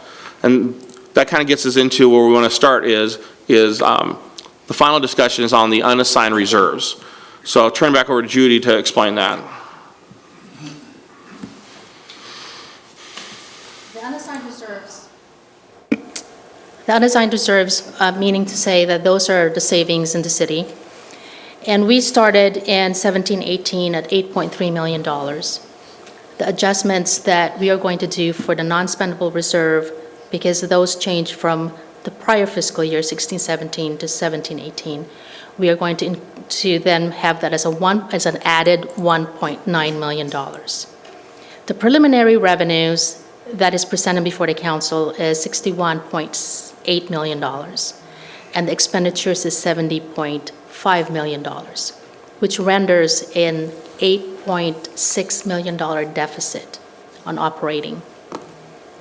So if we are to fund the $8.6 million deficit from the available savings that the city has, we'll be left with a $1.5 million savings, which then results into a 2.27% percentage on operating expenditures, and the council has a policy of 20% reserve policy.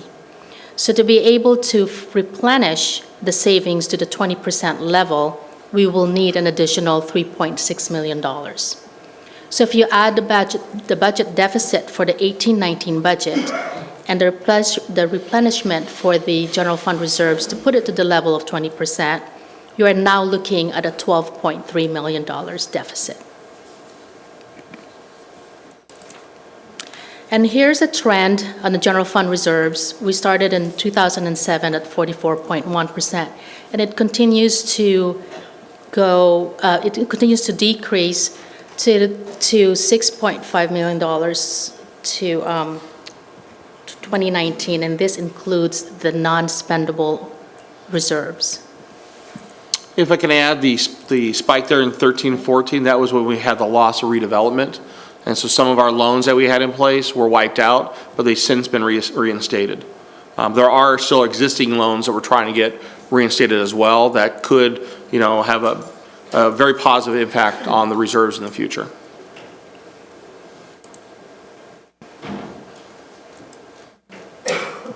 And we wanted to compare the budget deficit between the 17-18 adopted budget and the 18-19 preliminary budget.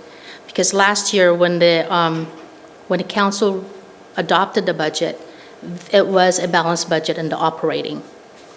And in 18-19, we are looking at a deficit. So we wanted to compare from 17-18 in each of the department, the variances of what made up the expenditure part of the deficit.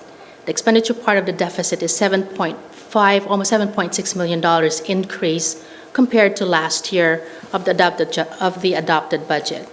And it's mainly has the city manager, the city clerk, the police, the fire, public works.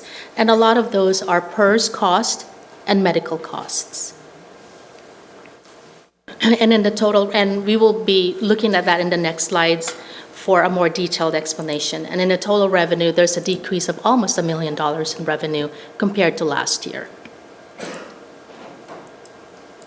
So here's a more detailed information of that $7.5 million, this number right here, which is the difference between what the council adopted last year to what is being proposed to the council this year. There's an increase in the public safety managed savings, $1.5 million. That is included in the 18-19. Fire engine number 4, 1.6. PERS increase of 1.8. Medical of both medical and ongoing and retiree is almost $1 million more than last year. Overtime and regular salaries increase for about $255,000. And we're taking out the cash out budget, which I had indicated earlier. And then in the materials and services, the city attorneys increase $150,000. There's an election cost of $175,000, and property and liability insurance payback, chargebacks, it's an allocation from the funds charging to general fund increased $514,000. And also, we had added, which wasn't there before, is the maintenance of effort for the Senate Bill 1 funding. So that comprises the $7.5 million increase. This is what it was last year. If you add all of this detail here, you will come up with the $70.4 million that is before the council tonight for consideration. And in the revenue portion, this is what it was last year in the budget, and property tax went up $1 million, but sales tax went down. There was an error that was given by HDL to staff last year, and that is the impact. So we're not really seeing that revenue this year and for next year.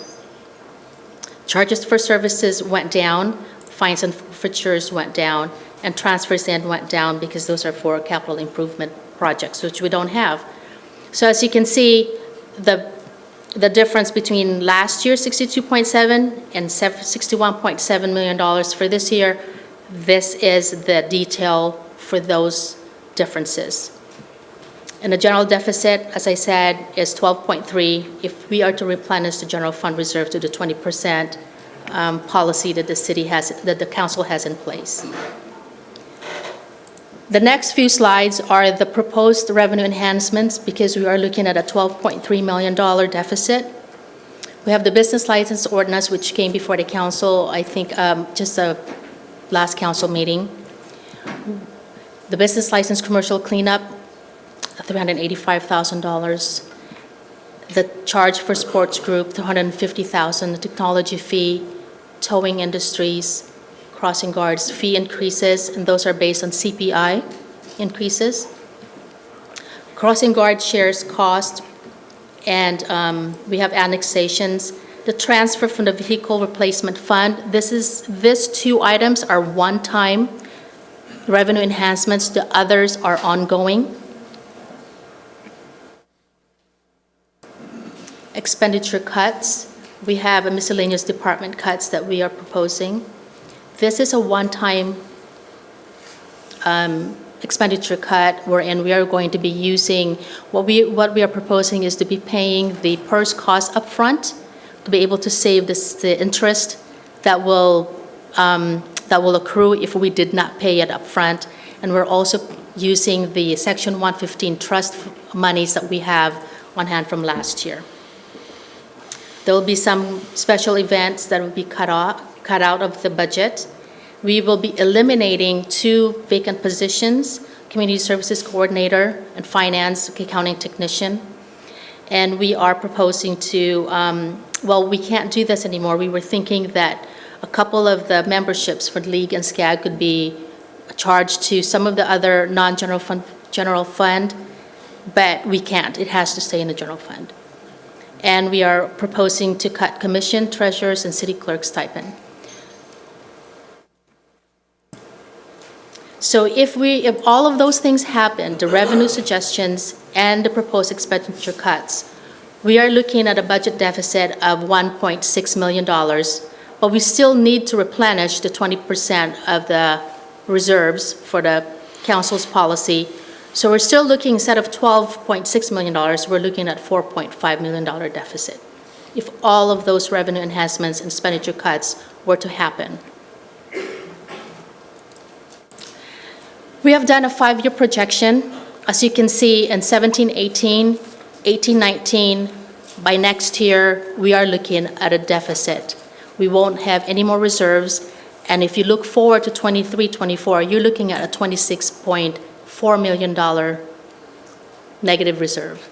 So looking at this is where bankruptcies, the word comes up for a 5-year projection. Mr. Warshaw? So part of our reserves is to keep cash flow going. So if our reserve, at what level do we not have enough cash flow so that we'd have to borrow? Although if you don't have reserves, I don't think anybody's going to lend us money. But at what point will we not have money for cash flow? It's at this point, right here. If we don't do anything this year, if we go back to this,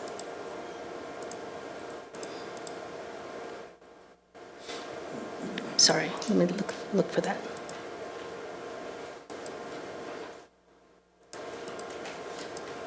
Okay. Right here. You are only going to have, if this proposed budget before you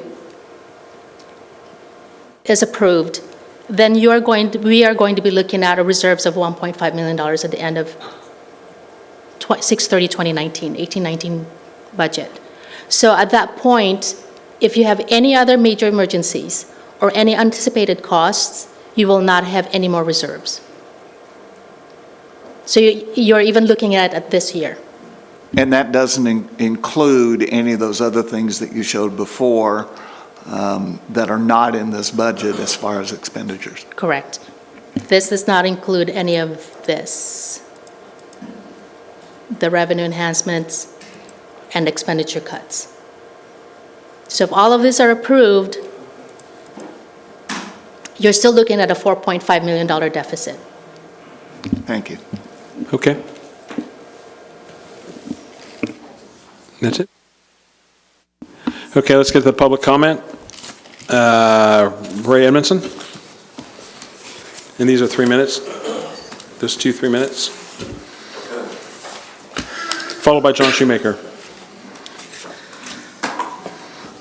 Good evening, City Council and City staff. That was not a great presentation to watch in terms of it was a good presentation, but in terms of the things we learned, they're not great for our future, it seems. So you guys have a difficult choice, and we know this, and we elected you to make those decisions. And you're going to be doing things probably tonight that you don't want to do, and that we don't want you to do, but that are kind of be necessary. Our budget situation reminds me a little bit of a mass casualty incident in a way. A mass cash is any incident that overwhelms the initial emergency response. So like mass shootings, train derailments, bus over the side, that sorts of stuff. When we go through training on how to triage mass casualties, one of the first things we're taught is that people who you would ordinarily be able to save on a normal day are going to die because you don't have the resources to treat them. And I see our budget situation like this. In a normal year, there would be things that we would love to fund, but we're just not going to be able to because what, if we have an emergency this year, we're out of cash reserves and we're in bankruptcy territory? We can't have that. So I want to frame this a little bit different way for you guys. Tonight, you are kind of free to do what you want because no matter what you do tonight, somebody in the audience is going to be angry at you. And tomorrow night and next week or 2 weeks from now when we have the next meeting, you're going to have people coming up here and screaming at you about anything. No matter what you do, people are going to come up and scream. So do what's necessary to preserve the budget of the city. Thank you. Thank you, Mr. Shoemaker, followed by Elsie Nessman. While Mr. Shoemaker's coming up, I want to remind people this is a budget meeting, special meeting, so keep your comments to just the budget, and we'll get through here, and then we'll have more questions from the council. So, Mr. Shoemaker, 3 minutes, and then Elsie Nessman for 5. Just a quick one. Can I take a copy of this and send it to the, Academy of Television Arts and Sciences and put you guys up for an Emmy? Because I recall a year ago, people talking about the budget deficit and that we're probably going to spend 68 to 70 million. And where are we at right now? 68 million expenditures. The budget was as good as the paper it was written on. I know one of the comments I made looking at the overtime budget was that, for year after year after year after year, it was 2.5, 2.8, 2.6, 2.93, back and forth, back and forth. Now, what made anybody think that it was going to be less? I mean, just simple thought processes. I have X number of hours to cover and I have a certain number of people. Well, unless I increase the people, I still have to cover those hours with what's ever there. I mean, this has been a joke. How can we be in May? In May, and oh wow, we've got a problem. We're going to be $8 million short in May. You know, this is the same city that a year ago at this time, wow, we're $6 million short. You guys haven't figured out how to add yet? I mean, come on. You know, if something had come up, I take off the table the $1 million less revenue. State made a mistake, not the city's fault. I'll even take off the table the $3 million or so, that additional expenses for CalPERS. That still leaves you $4 million short. Why is it surprising? Why is it surprising? You know, I'm just, you know, maybe you're listening to somebody you shouldn't be listening to. You're leaving your own intelligence at the door when you walk in. Because I've never thought any of you were dumb. You're successful in your own rights. You can add. And for some reason, when you walk in the door, you kind of go, oh, okay. Whatever, I'll agree to that. No matter, you walk outside the door and you go, well, that would be a dumb thing to agree to. You just did. Oh, whoops. So come on, guys. We've got to do something. Revenue enhancements aren't going to do it.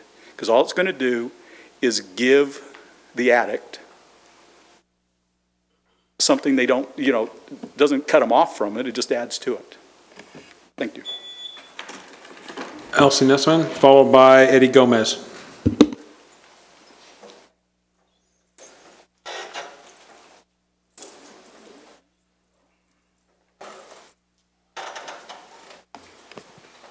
Here I go again. Mayor, council, staff, and everyone here tonight and at home. My name is Elsie Messman. We seem to be having the same problem every year, and it's getting worse. Spending seems to be our big problem in this city, and then again, some of the decisions that are made or recommended by staff and approved by council are just not helping. Number one, I'd like to see all wages all wages frozen for 1 year. And number two, each department should take a 5% reduction in the budget. Hopefully, they would then make reasonable decisions. Right now, it's not their money, so why should they care? Number three, why do we have 2 engineers when we only need 1 qualified person for this city? We have different engineering companies and consultants for different projects. We certainly don't need to pay for 2 engineers. We need a good one, like our previous engineer. Number 4, I would like to see the city go back to a private contractor for graffiti. I don't think we are saving any money by employing 2 people, paying salary, benefits, supplies, use of a truck, gas, insurance, etc., when we can eliminate all these expenses by hiring an outside firm as we did before. This harebrained idea I don't think is working. I will speak more about this tomorrow. Now, number 5, it's time to cancel the West Covina Ford contract for repairing the city vehicles. The police have bought a lot of new Ford Explorers through the drug enforcement rebate. This idea might save time, but it's not saving money. Since this was approved on July 18, 2017 meeting, and the agreement took effect maybe 9 months ago, and it has cost the city so far $196,450 for wages and repairs to fix city vehicles. In 2017, for 11 months, the city paid $56,820 to West Covina Ford and Ed Butts Ford for repairs, and this is a combined total for the two dealerships. All city vehicles should be insured, but I see on these charges over $11,000 for vehicle repairs were uninsured. I also see that where the council approved the agreement, which staff included private vehicles. For who, may I ask, was this for? I say something smells fishy. Staff even charges staff caps and polo shirts for $1,100 to fleet management. Is this really necessary for the city when they have a shortfall of almost $9 million? I think it's time to drain the swamp. Thank you. Eddie Gomez, followed by Sharon Fresca Williams. That's it, right? Good evening. My name is Eddie Gomez. I'm the Vice President of the West Covina Police Officers Association, and I am a 20-plus year resident of West Covina. In the time when I started here in West Covina about 10 years ago, we had 127 officers. In 10 years, that number was decimated to about 80, in the mid-80s. Luckily, we've brought that back up to about 97. If you're going to compare a city the size of ours, let's compare it to Burbank. Burbank has approximately the same size of residents and square mileage. They're about 17 square miles, and we're about the same with 107 and 104,000 residents. However, they're budgeted for 160 officers, and they deploy about 128. The cuts that you guys are proposing to make, if you make any cuts to the police department, would decimate us even further. As a resident of West Covina, these cuts to the police department will affect me and my family directly, not just the other people in the department, so I have a vested interest in this. I know that these cuts to the police department will be dangerous to us, and if you do that, crime will increase, response times will increase, and the services that we provide to the community will be lowered. These cuts will prevent us from being proactive and stopping crime before it occurs, which in turn will increase crime and lower property values. You cannot afford to make cuts to the police department. I urge you to do the right thing. Do not make any cuts to the police department. Stop balancing the budget on the back of public safety. Thank you. Sharon Fresca Williams, followed by Keith Shoshito.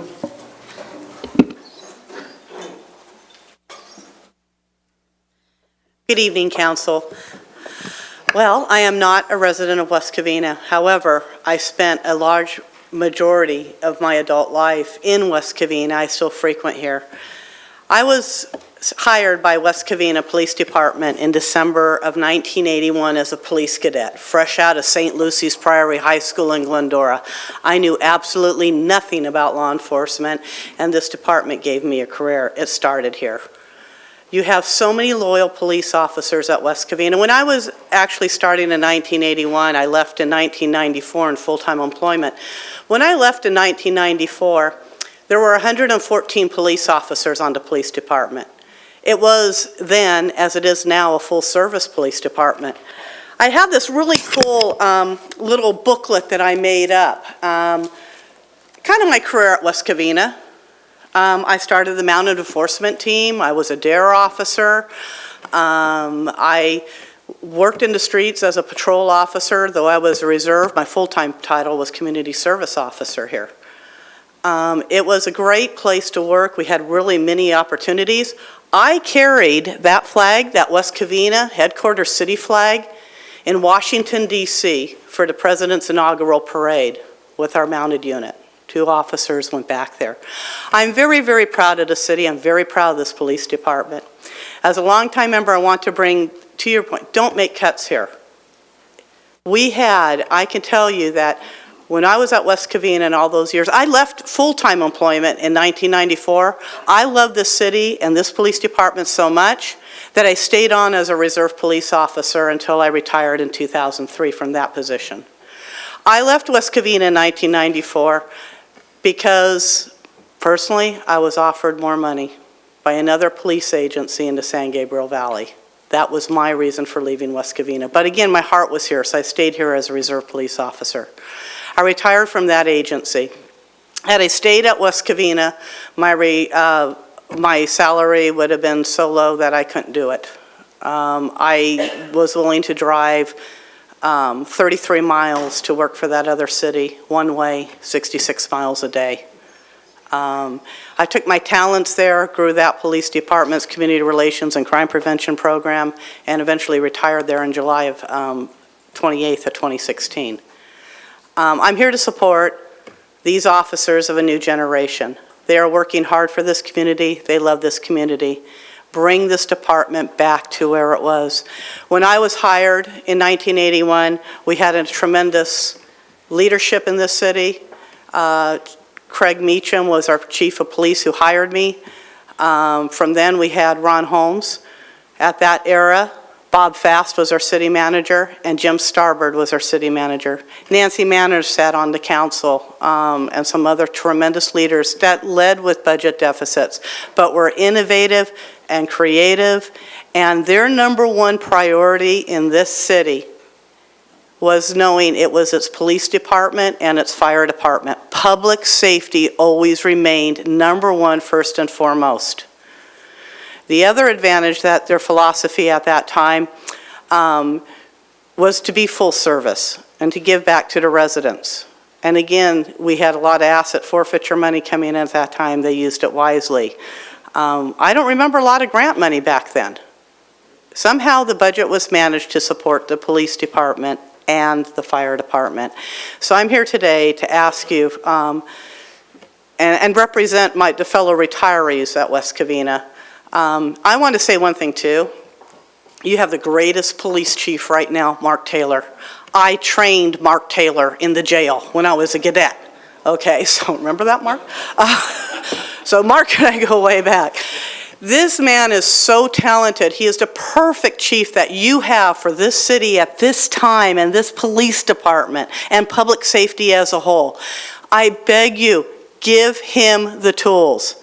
Sacramento has taken so much away from law enforcement. And I'm sorry to say, I keep up with the papers, you didn't help when you went pro 54 a few weeks ago.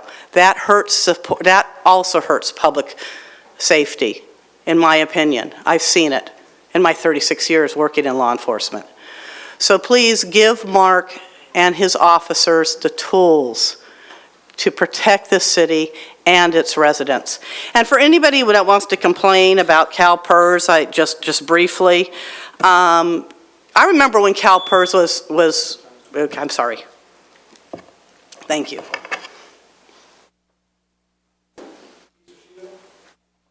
Keith, followed by Jim Grivich.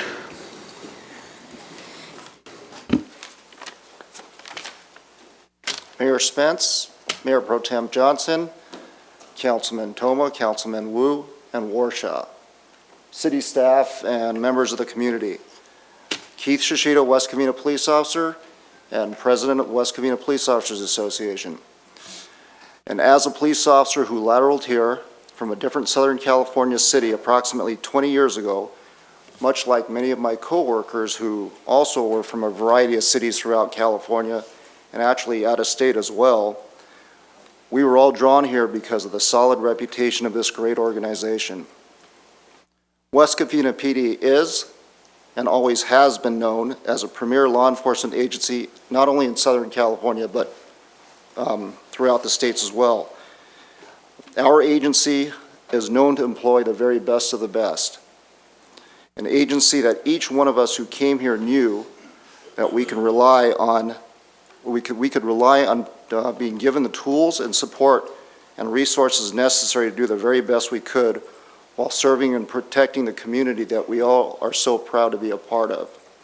Now, I bring you part of this history because none of this success over the years would have been possible if it were not for a community and a city council that supported us in the past. In fact, without the city council that not only verbalized how important public safety is, but also whose actions mirror exactly what they say. And it's because of this past support that we've been so blessed with that we still reap the benefits here today. However, over the past few years, I have personally watched the crippling effects of our department from the previous decisions and budget cuts. As Eddie has mentioned, we've gone from 127 sworn authorized police officer positions all the way down to the mid-80s, as little as a couple years ago. We, as a Police Officers Association, have made many sacrifices, both monetarily as well as compromising our very own safety by reducing our numbers, all to aid with the city's budget issues, and still to this day, we currently are staffing under 100 police officers. This is a far cry from where we were at our peak, a far cry from what is ideal, certainly a far cry from the resources necessary to give the best level of service to the community and provide adequate safety for our officers. Because as all of you are well aware, 3 West Covina police officers have already given their lives protecting our community. If that were not bad enough in and of itself, just last week, we were informed that the police department's budget may be reduced in excess of $2 million for the next fiscal year. Now, regardless of why we're in this position today, the 5 of you sitting in front of me right now are responsible for the safety of the city and the officers who risk their lives every day in order to make West Covina a safer place for our friends and family. I encourage you to come together and explore all options before even thinking of reducing the police department's budget. I encourage you to do the right thing for the benefit of our community and the safety of our officers. Any personnel cuts to our police department is unacceptable, and I personally do not want any consequences of such a decision to be on my conscience, and I'm pretty certain that neither of you want that either. Thank you. Jim Grivich, followed by David Lee. Yeah.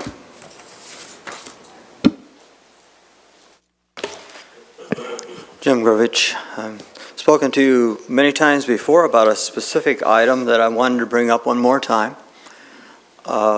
I actually started talking about this last October, so this is not new for you. Talking about egregious use of overtime in this city.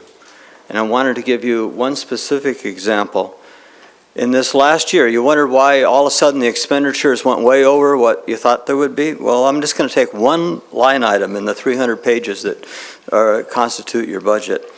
This is the fire department. This year, the actual overtime, projected overtime expenditures are $3.7 million in the fire department budget. Last year, the number was $1 million less, 2.8. That number was huge. And this is on salaries of only $6 million. So they're spending 50% more money just on overtime than they are in the regular salaries. To me, that is absolutely and totally unacceptable, especially the increase. There's no decent reason for that. The primary reason I'm here is to talk about what I brought up last time, 2 weeks ago. The city's revenues have been increasing each year by goodly percentages. I put up a chart that showed over 5 years that the revenues had increased roughly 26% over those 5 years, which is about 5% per year, way ahead of inflation, which is about 2.5% per year, double inflation. So your revenues have been doing just fine. What's not doing fine is your expenditures. I just gave you the example of the overtime, but you can go through line item after line item and look at it over the years. There's been no fiscal management going on. Fiscal management means keeping your expenditures parallel to your revenues. I do want to make one comment about the revenues for just a moment, because in that presentation you received, there was a discussion of some loss in sales tax, but there was no mention, and there was actually, I think, an error on one of the slides. Your property tax revenues are doing very well. According to your third quarter report, which is on your agenda for tomorrow, they're like 13% ahead of last year, not 6%, which that slide showed. So that, to me, counterbalances the sales tax loss. It's over $1 million gained in property tax. That's just an aside. But at least it makes it $1 million better. What I'm truly here to ask is that to not accept the recommendations of the city manager as presented, because there's something that was left out that I think is really important, and that's vacant positions. I couldn't get an exact count by just looking at numbers.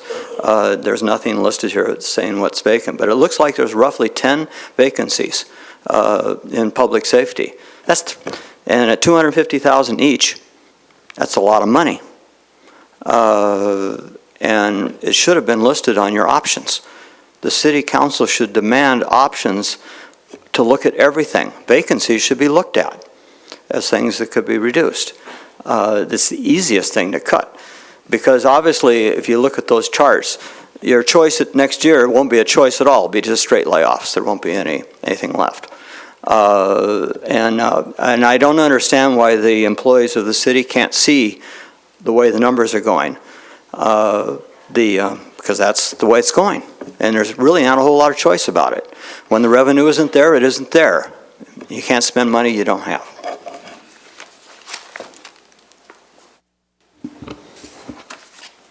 David Lee, Captain Lee, followed by Jerry Patras. Mayor Spence, Council, we'll go off script here for just a minute just to piggyback on his statement. After looking at this budget today, it reminds me of my kid went to college, and the college is pretty expensive. I'd already cut down my budget as much as I could, and it really came down to I needed more money. So I started a business, and that business basically paid for my son's college tuition. And sometimes you can cut and cut and cut, and you get down to the bottom of the bone, and it comes down to revenue, which is where I'm at. Tomorrow, some of you know, I'm retiring from the city of West Covina after 28 years of service here. And I wasn't expecting to come here and speak tonight. You know, it's supposed to be the happiest day of my life tomorrow, and the uncertainty of the city future finances kind of compelled me to come here and talk to you guys. You know, you guys are the CEOs of the city, and you're responsible for the citizens, you're responsible for all the employees here. He's the CEO. Well, you guys are part of that. You're all part of the decision making. So we all depend on you to make the right decisions, and when I look at these numbers, this is definitely the worst I've ever seen in the 28 years I've been here. 28 years ago, I was hired as a 115th police officer in this city. You know where the numbers are now. They're going the wrong direction, and they have for a long time. During my 28 years here, I have seen many financial challenges. I've been part of the negotiations on labor union contracts.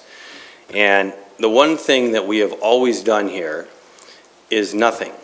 We have kicked the can down the road from council to council to council. And you guys are stuck holding the bag right now. There's a lot of reasons why we're in the financial situation we're in, okay? And I'm not blaming you guys for that. You guys inherited a lot of things that none of us would want to inherit, but you're holding the football now. What we need to do as a council, at least I see it, we need to find a solution here. And you guys need to come together, and politics need to be put aside. And that's the one thing that I've seen in my years here is politicians sometimes look at their political career and their agendas as being more important than doing the right thing. It's a sad statement, but it's true. I've seen it so many times in my career that I can't count. And I'm hoping you guys aren't going to make that same mistake. Because remember, you guys are holding the bag right now. You guys have to make a decision. And is that decision going to be to pass it on to the next council so they get stuck with this mess, or are you going to fix the problem? The one thing that West Covina has a terrible time doing is making long-term decisions to get us out of this hole. Okay, we always do the short term. We're always trying to get into just to the next year. If we can get past that, maybe we'll get back to the next year. Well, that's not helping the situation. You guys need a long-term solution. There's been talk about a possibility of some type of tax. That is, in my opinion, the only thing that you can do at this point that's going to get you out of this hole long-term. So we don't have to revisit this every year and pinch pennies and cut everybody's department down to nothing. It comes down to you need more revenue, period. That's your solution. Everybody in this room knows it, and everybody on this council knows it. You need more revenue. You've cut as much as you can cut. Right here is a list that I have of all the cities in California that already have these taxes. There's 100 and something of them here. This is not something new. Some of these cities have been doing this for 25 or 30 years.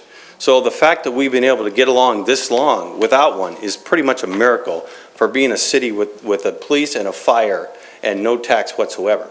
You know, we're like an island now, and we've got to get in the game, because what you're doing is you can see where we're at. It's not working. You can't keep doing what you're doing. It doesn't work. You've got to find revenue sources. This is the only revenue source I can see. We've got some projects that are a maybe down the road, but nothing's guaranteed, and those are 6 or 7 years down the road, and we don't have that kind of time, and everybody here knows it. So what I'm asking you to do, and what all these people behind you are asking you to do, and this is my opinion, we have to look at a long-term solution. If it's a tax, all you have to do is acknowledge that we have a financial problem right now, and we need to get a solution for it. We're not saying to support it, just put it out there that we have a financial problem, and let the people decide. It's their decision, it's not your decision. It's the people's decision to decide if they want to help this city get out of this hole. Thanks. Jerry Potras, followed by Craig Melcher, followed by Chris Miller. Good evening. I've seen so many budget presentations through the years. This one bothered me because of what I didn't see. I saw the same stuff I'm always seeing, and it seemed to be business as usual for the city.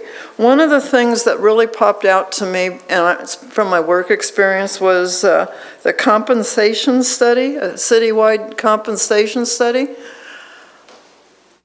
Every time I've seen one of those things, it means raises for the employees. It has never not been that. And I don't know why, with this fiscal thing, you're doing a compensation study. What happens is it raises the expectations of the employees that they're going to get a raise. We find these different cities and we retitle them and they get a raise. And those that we can't retitle get Y-rated. They just keep it the same thing. I don't think the staff is taking this stuff seriously. I listen to public safety personnel who I really respect, who don't get the fact that they make twice as much money as we do. And all you want is money. It is time for you to start looking at the residents and how much we can afford to pay. Your overtime is out of control. I get phone calls from residents that the fire department says that the ambulance service is cut north of the freeway, so I have to call a council member to find out what's going on. This is getting to be ridiculous. City staff must start helping us save money. It's not a blanket open check for us. We pay every one of your salaries, and we make half of what you do. Please get serious. Thank you. Craig, followed by Chris Miller. Good evening, Mayor and Council. Last time I was here, I could barely get a coherent thought to form in my brain and fall out of my mouth. I'm going to try and do a little better tonight. I did want to address the issue that was brought up by an earlier speaker, but a slightly different take. In watching the information that's come out tonight, my concern is that we're focusing significantly on this particular year without looking at the downturn, that down the line path, that there really ought to be a 3-year, 5-year, 10-year approach going on here so that we know how, because it does seem to me that we still kicking the can down the road. If we get this year to work, we're still going to be fighting the exact same problems again next year. That at the end of the day, it appears, my perception at least, is there's a systemic problem. We're spending more money than we're bringing in, and the situation's not getting better. I personally am not emotionally tied to any specific level of service from police and or fire. I personally believe that's the lion's share of the problem. But at the end of the day, all I want is it paid for. So if the residents are willing to raise more revenue through some method, I'm okay with that. If the residents aren't willing to pay for it, then they aren't willing to pay for it, and we all accept a lesser level of service. At the end of the day, I think it really is that simple. I did have a couple of comments or questions on the presentation that I'll just leave with. I don't necessarily need a response with. I was going to ask if we could, on the salary and benefits, if there was a way to break out the pension costs from what we're paying on day-to-day salaries. I think it would help with the transparency if people knew how much was going for benefits, especially retirement, and how much is going on the day-to-day. The other item, real minor question I just had on the two graphs that are on page 3. In the lower graph, it shows capital improvement projects at 9% and debt service at 14%, which I thought was unfortunate there, that we're spending more to the banks than we are on infrastructure to our own city. The part I didn't understand is the graph above has debt service at 4% and capital project funds at 3%, and it seems to me if they're the same percentage of the same pile of money, the numbers ought to be the same. I didn't understand why they shifted just because they got, whether it's by fund type or by category, you'd think the total capital improvement budget's the same and the total money we're paying for debt service would be the same. So just a question to leave that if it gets addressed at the next meeting, wonderful. Thank you very much for your time. Mr. Miller? Chris Miller, Council, Police and Fire, City residents. I'd like to, second everything that Jerry said. That's pretty much my sentiment, even as a mechanical engineer. You guys make double of what I make as a Cal Poly grad, working for a pretty well-known engineering firm. So I have a couple of questions. With the liberal politicians we have and the liberal judges that have pretty much made our judicial system a revolving door, talking with some of the officers at Touch a Truck, hearing that basically on rulings that have come down where they can't even, push people along at our parks and other things, seeing, something interesting on Puente on a call for fire. First, a fire truck rolls, then 10 minutes later, a paramedic unit rolls, and then 20 minutes later, a private ambulance rolls. Where's the efficiency in that?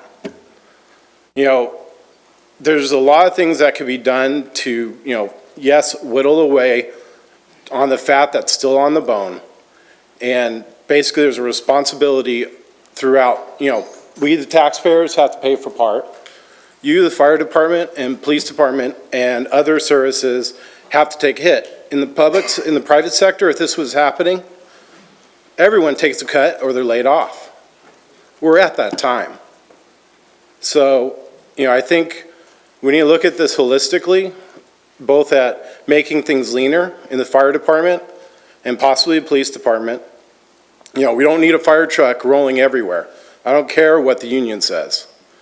We need something that can be a little more efficient in costs and manning. How many residents, when they get their water bill in the future, will want Engine 4, even though they rallied for it? Property taxes coming for, or the sewer taxes coming for the water bill, correct? Or is it assessed on the property tax? Anyway, thank you. That concludes public comment. Mr. City Manager, do you have something you wanted to add or address? I'll try to do kind of summary things. Some of the other items are in the budget discussion we'll have. And then I do want to make sure Mr. Grivich understands that in the budget presentation, there is a line item for actually eliminating and freezing of positions. So that was in the verbal presentation as well as the staff report. That alone generates a potential of $2.6 million in savings to the city. So that is outlined in there. I'm not sure about the... What's that? All positions that are vacant? And more. And more. Yeah, we're not going into detail because there's also employee rights that we're still dealing with as part of this. But yeah, all the vacant positions, Other than, I've already shared this with the council, we do need to fill the finance director position and the finance manager position. Outside of that, it does mean elimination or freezing of other vacant positions, which includes, I think the police chief said that we have positions there in the police department, which we'll be addressing at a future meeting, as well as we're looking at staffing for the fire department as well. And that brings me to the point, I want to make sure that everybody's clear. The city council has made public safety a priority. If it wasn't, it wouldn't be 78% of the budget. The challenge the city has is, tonight we have told you our revenues are $61.4 million. You add up the police and fire budgets, they're $57.1 million. That leaves you $4.3 million of general fund dollars. Oh, we have debt service of $4.4 million. So we're in the hole $100,000 before we fund any other department but those two. So it is our responsibility as management and the council to provide the best service we can with the limited resources we have. Did you want to answer any questions that were asked here? Yes, I'm trying to mention with regards to the West Covina Ford contract, we will provide that information as far as private vehicles. That is the wording that allows West Covina Ford to do vehicles for other government agencies, the county, and other vendors. By doing that work here, we receive sales tax when they do that work here. So that is the private vehicles. And I think the other items will be addressed in the questions. Okay, council questions, Mr. Wu. Okay, thank you, Mr. Mayor. Okay, and I won't save everything to ask from your budget. Okay, I think the first question I want to ask, basically, Ms. Lancaster, right? Okay, Julie? Yes, sir. Yeah, can you tell us about your position? You are the contract finance director for us right now? Yes, that's correct. Okay, how long you been with us? Only since the middle of March. So from middle of March, okay, Correct. till now, so it's about 2 months. Correct. Okay, so my question over here, because I got this very thick, about 300 pages, so I have to study it this weekend at the Mother's Day's weekend. So thank you so much for giving me the homework. So I have to study this thing. Okay, but I have a helper. Okay, so otherwise I want to thank the helper for them they sacrifice their Mother's Day weekend too. So everybody want to pitch in to help about what this number is about. So who made this? Who prepared this budget? Since you're only here 2.5 months, and my understanding last year when I asked a question, okay, about the $6.1 million deficit from our director, that is Krista, right? And after Krista, after I asked her, and then she disappeared, okay, after a couple of days. So be careful, you might disappear too. So and then later on we have Monica, okay, and Monica, then after I asked question, she disappeared. So Monica disappeared, and I know right now in our finance department, we might don't have anybody, okay? So you are the savior for us. So answer me, who prepared this budget? This budget is a combined effort from all departments. Okay, and so the finance department. Who computed together to put it and to give to us? Who concurred and who approved this projected budget for our 2018 and 2019? Is that you, or who is in charge? Who is the person liable for this number? That would be me. So as your CEO. So you're the accountant now. So it's you, it's not Julie. Can I call you Julie? Judy. Judy. Can I? Okay. Sorry. Yes. Okay. Okay. Judy. Okay. So it's not computed by Judy. It's No, finance department staff compiled it based on the information we have on our revenues and expenditures submitted by the departments based on actuals, and they were submitted by the city manager for your review. I understand. Okay. So you, of course, you are the CEO. We are both the board member. We are elected by the shareholder, 120,000 of them. One thing I disagree with you. Okay. El Monte is smaller than us. We are bigger than them. I think so. If you go to the data, okay, citydata.com, we are a bigger city than El Monte, and we are much better than El Monte. I think our finance is better than them too.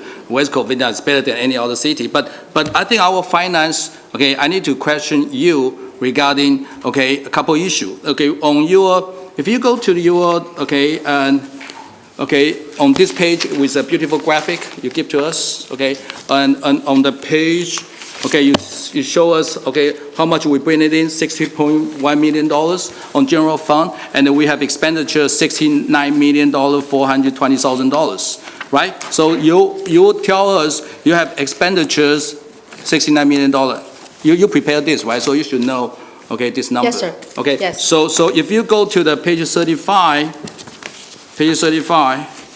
okay, and maybe you can explain to us on the page 35, on the schedule, general fund expenditure is $70 million.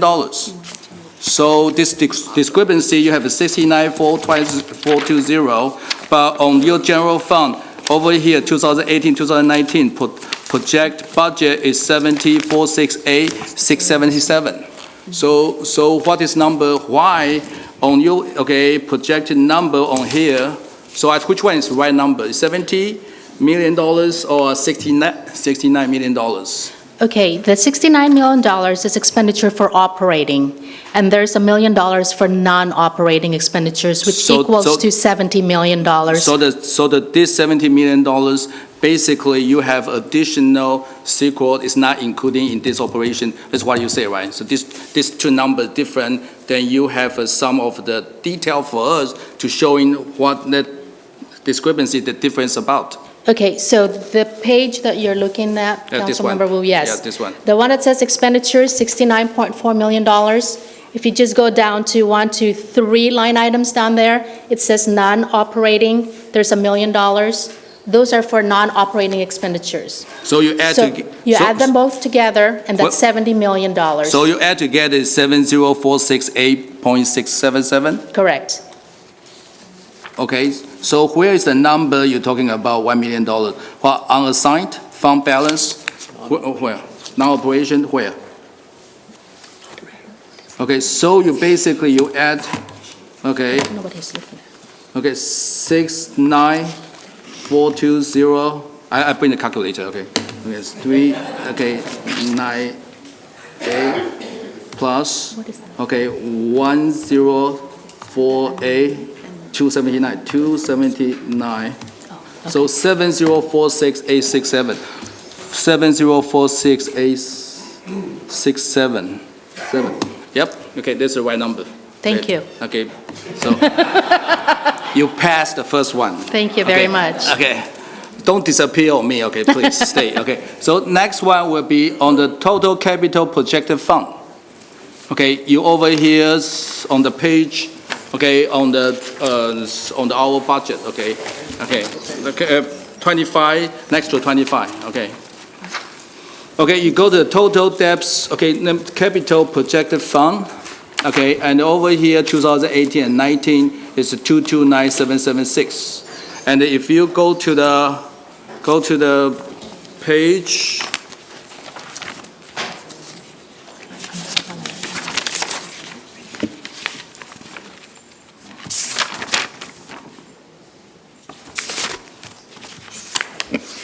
I'm sorry, Councilmember, what page are you in? next to page 25, the last page of your proposed budget. 25, page 25? Okay. It's right here, yeah, 25, next to 25, on the left-hand side. Okay, you see your total capital project fund? On there will be 175. Yep. Okay. No, capital project fund. You have a capital project fund, debt service fund, then you have an enterprise fund. You have the 3 funds, okay, beside, okay, our general fund. So you have all these funds. I just want to match in the number you provide for us to see the potential of a possible discrepancy. And so I will be matching with a number, okay, with my calculator to make sure everything is genuine. Okay. Okay. I become an accountant now. Holy mackerel, I never done this in my life. Okay, so, okay, this is a tough job to be a city council. Okay, so anyway, okay, if you go to the, okay, page, okay, let me see, on the,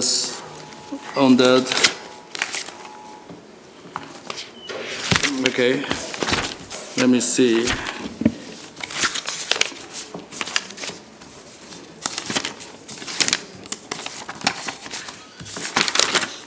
Okay, you go to the page 25. Okay, page 25, you have a capital of a 226, but on your capital project fund, same thing, but your number on the project 2018 and 19 is $6.29 million. So I'm kind of confused why you have a number over here, okay, and you have a project numbers, they have a totally different number. So can you tell me what it's about? So on your item 175, the schedule, your budget based on your schedule, right? So your schedule number should matching with your budget, proposed budget number. So what this number is about? So you have a number is 229776 on the 2018-19 on the capital project fund. And then on your page 25 schedule, and then you have a capital project fund on the 18-19, it's 6.29777741.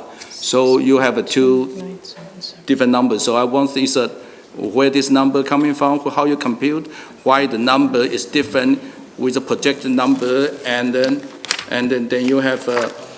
Can you help us clarify? I believe the number you're saying is 6,297,741, which is in bold, correct?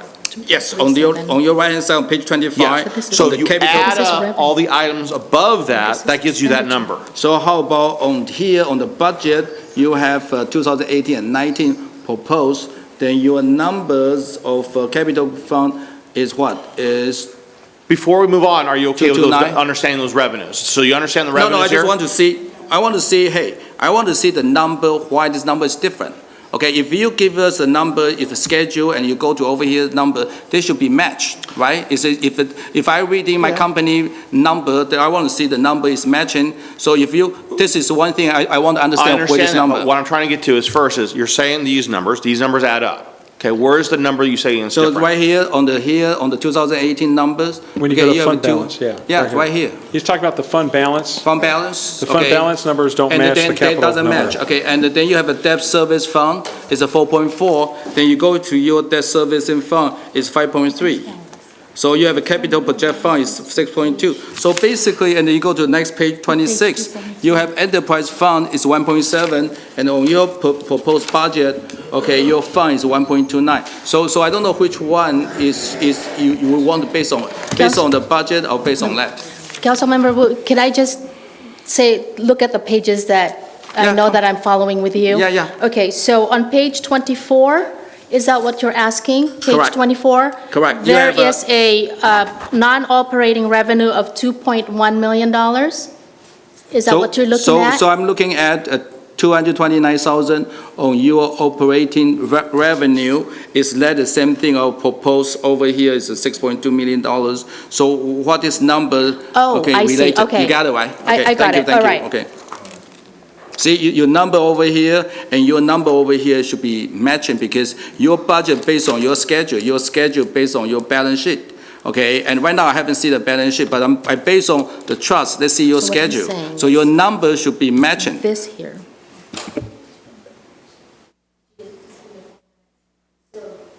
So three things you can just answer at the same time. Capital project fund, debt service fund, enterprise fund, with all this compare with the number on your schedule. And why the number is different, then you have discrepancy with the number, why this number is different.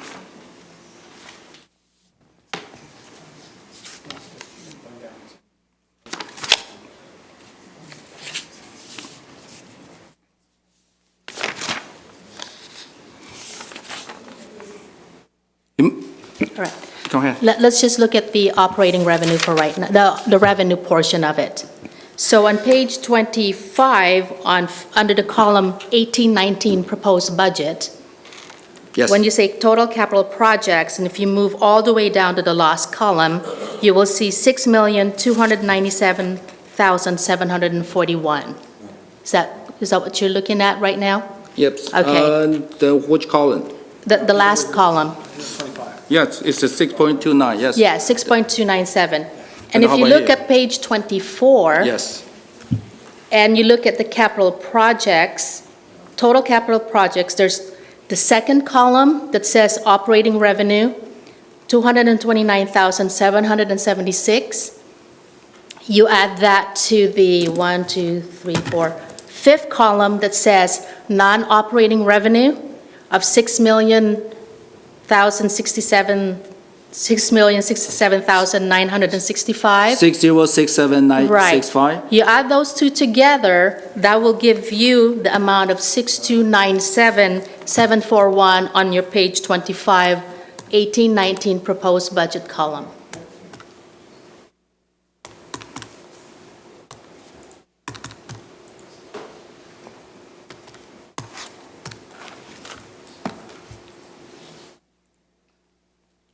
Slightly different number, but close enough. 6297726. Okay, so you adding 2997776 plus 6067965, right? This is the number you want me to add together. Right, 229,776. 229 776 776 plus 6067 6067 965. 965 equal 6297741. 6297741. You passed the second one. Okay, Thank you. It's tough. Okay, I hate math when I was a kid, but now I'm doing this. Okay, so now we go to the debt service. So it's similar, same thing too, right? If I add together, will be the same thing like this, right? Am I right? Yeah. So since you answered the first one correctly, so meaning your debt service fund and your enterprise fund, the number should be the number should be matched with the number over here. So I just based on trust, so I don't waste too much time. So first one you pass, so second, third one should be right too. So okay, then we'll move on. Couple questions I have when I review this at weekend is if you go to the 4310 vehicle code fine, okay, 4310, page 27. Okay, 4310 vehicle code fine, so meaning, so you have 2016-17, $370,000, and in 2018 and 19, then your projection is $200,000. So meaning we have a major, like a decrease of, like we don't fine, or why this decrease? If we have our police, right, okay, enforced, we should be more or same, but rather than right now you have minus 50. This is one question maybe you can answer. Second will be 4315, next column, parking code fine, a similar situation too. You have a reduce of a projected in the 2019, meaning we are going to reduce the revenue. Okay, so why this number reduced so much? Okay, because this is almost 50% reduced. So I want to understand where this coming from, and what? Okay. Answer for that. Let's Okay, answer let's for answer that. for it. That's a police question. Yeah, Alex and the chief are coming down. Councilman Wu, is it It's a parking code fine? Is it parking code fine predicted as more than less? They basically project. Yeah, I but think they're looking less. but he's looking at the actual revenues, I think, on both of them, which are both higher than what are projected in the proposed budget. Really? Right? Is that what you're doing? Yeah. Or am I not? I'll let you tell you what you're doing. Yeah, You say what you're maybe. doing. Yeah. Since I'm the CPA, I'm just want to understand, so. No, do you understand the question?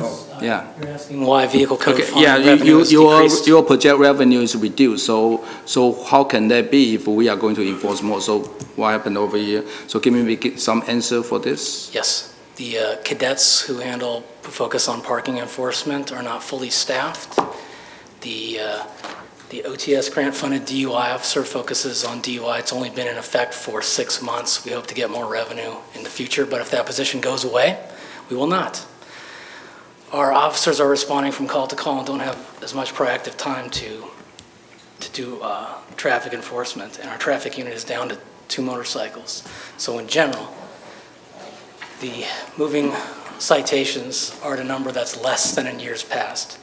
Also, I can say that the court is keeping more of the citation ticket than they have in years past. I can't give you a figure, it's kind of nebulous.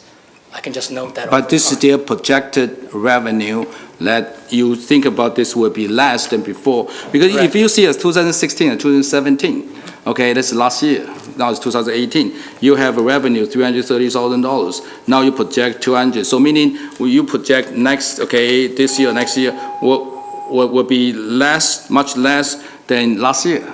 Okay. Yes, we don't have the cadets staffed right now. We don't have the staff. Correct. Cadets focus on traffic, parking enforcement. Parking enforcement. Okay. Vehicles. Okay, so that's the issue we have. We don't have a cadet. Well, we are How compared holding- with last year? we I are think we have holding- more people than last year, right? We are holding some of the vacancies based on the managed savings. So we're looking at offsetting the excess that we're going to be seeing with those vacant positions. So we're being cautious on filling some of those. Okay, so that's why you're very conservative future projection about the income rather than you too much of aggressive that we have a lot of income, but now we don't have. Right. So possible we're going to increase if we have enough of a cadet or this or that. That would be my belief. I just think we are being cautious on that, and we don't want to over-project. Hey, and, with then a good come up chief short. like you, I'm not kidding. Compared with last year's, okay, you can see this year, knock on wood 3 times, we have less of a fatality compared with last year. Actually, we have 0, sir. Yes, I'm commend you for that because last year we have 13, so we are in trouble. Yeah. How many cadets? Yeah, go ahead. Yeah, can I ask, just on the cadet thing, you said there's we're not fully staffed. How many cadets is considered fully staffed, and what are we at, I guess? We're authorized at 9. And how many do we have? I believe 7. 7? I was thinking 6, but Oh, 6 or 6? 7. 6 or 7? So last year, how many we have? 6 or 7. So we have 6, 7. How can we reduce that $100,000? So we should be, okay, people will hate me, would be possible more aggressive. Okay, so my point is the traffic enforcement reduce fatality. Okay, I think people maybe don't like it, but okay, that is what this about. Okay.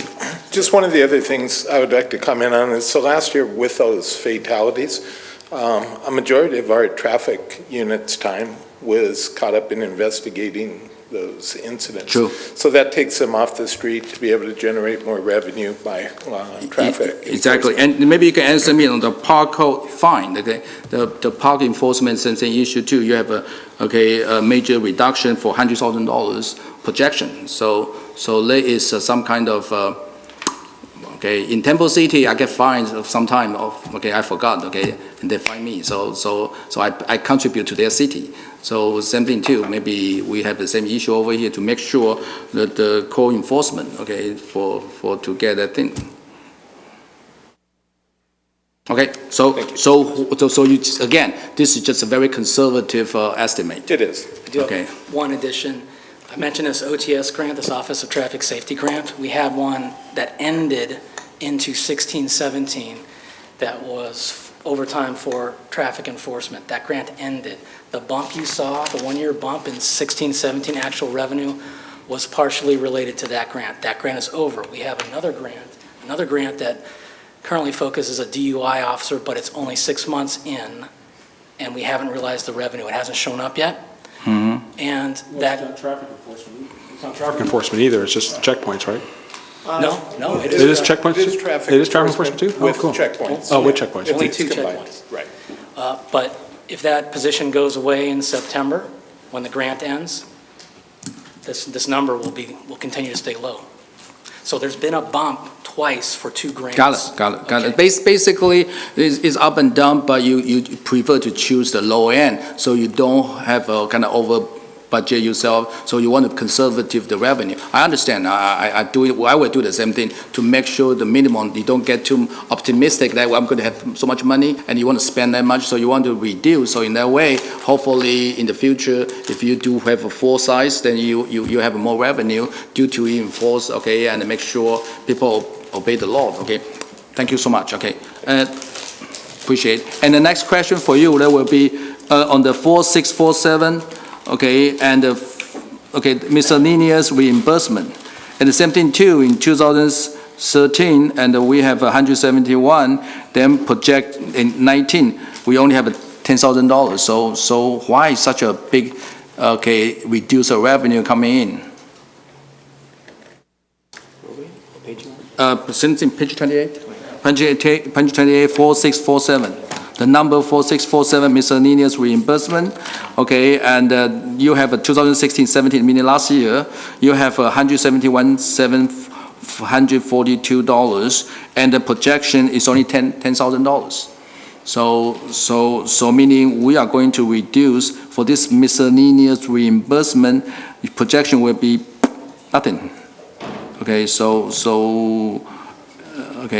what's that? 4647. Okay, not graffiti. Okay, that's something mayor like. Okay, I'm doing 4647 miscellaneous reimbursement, and you can see on the 2016 171. So why hasn't that major reduced?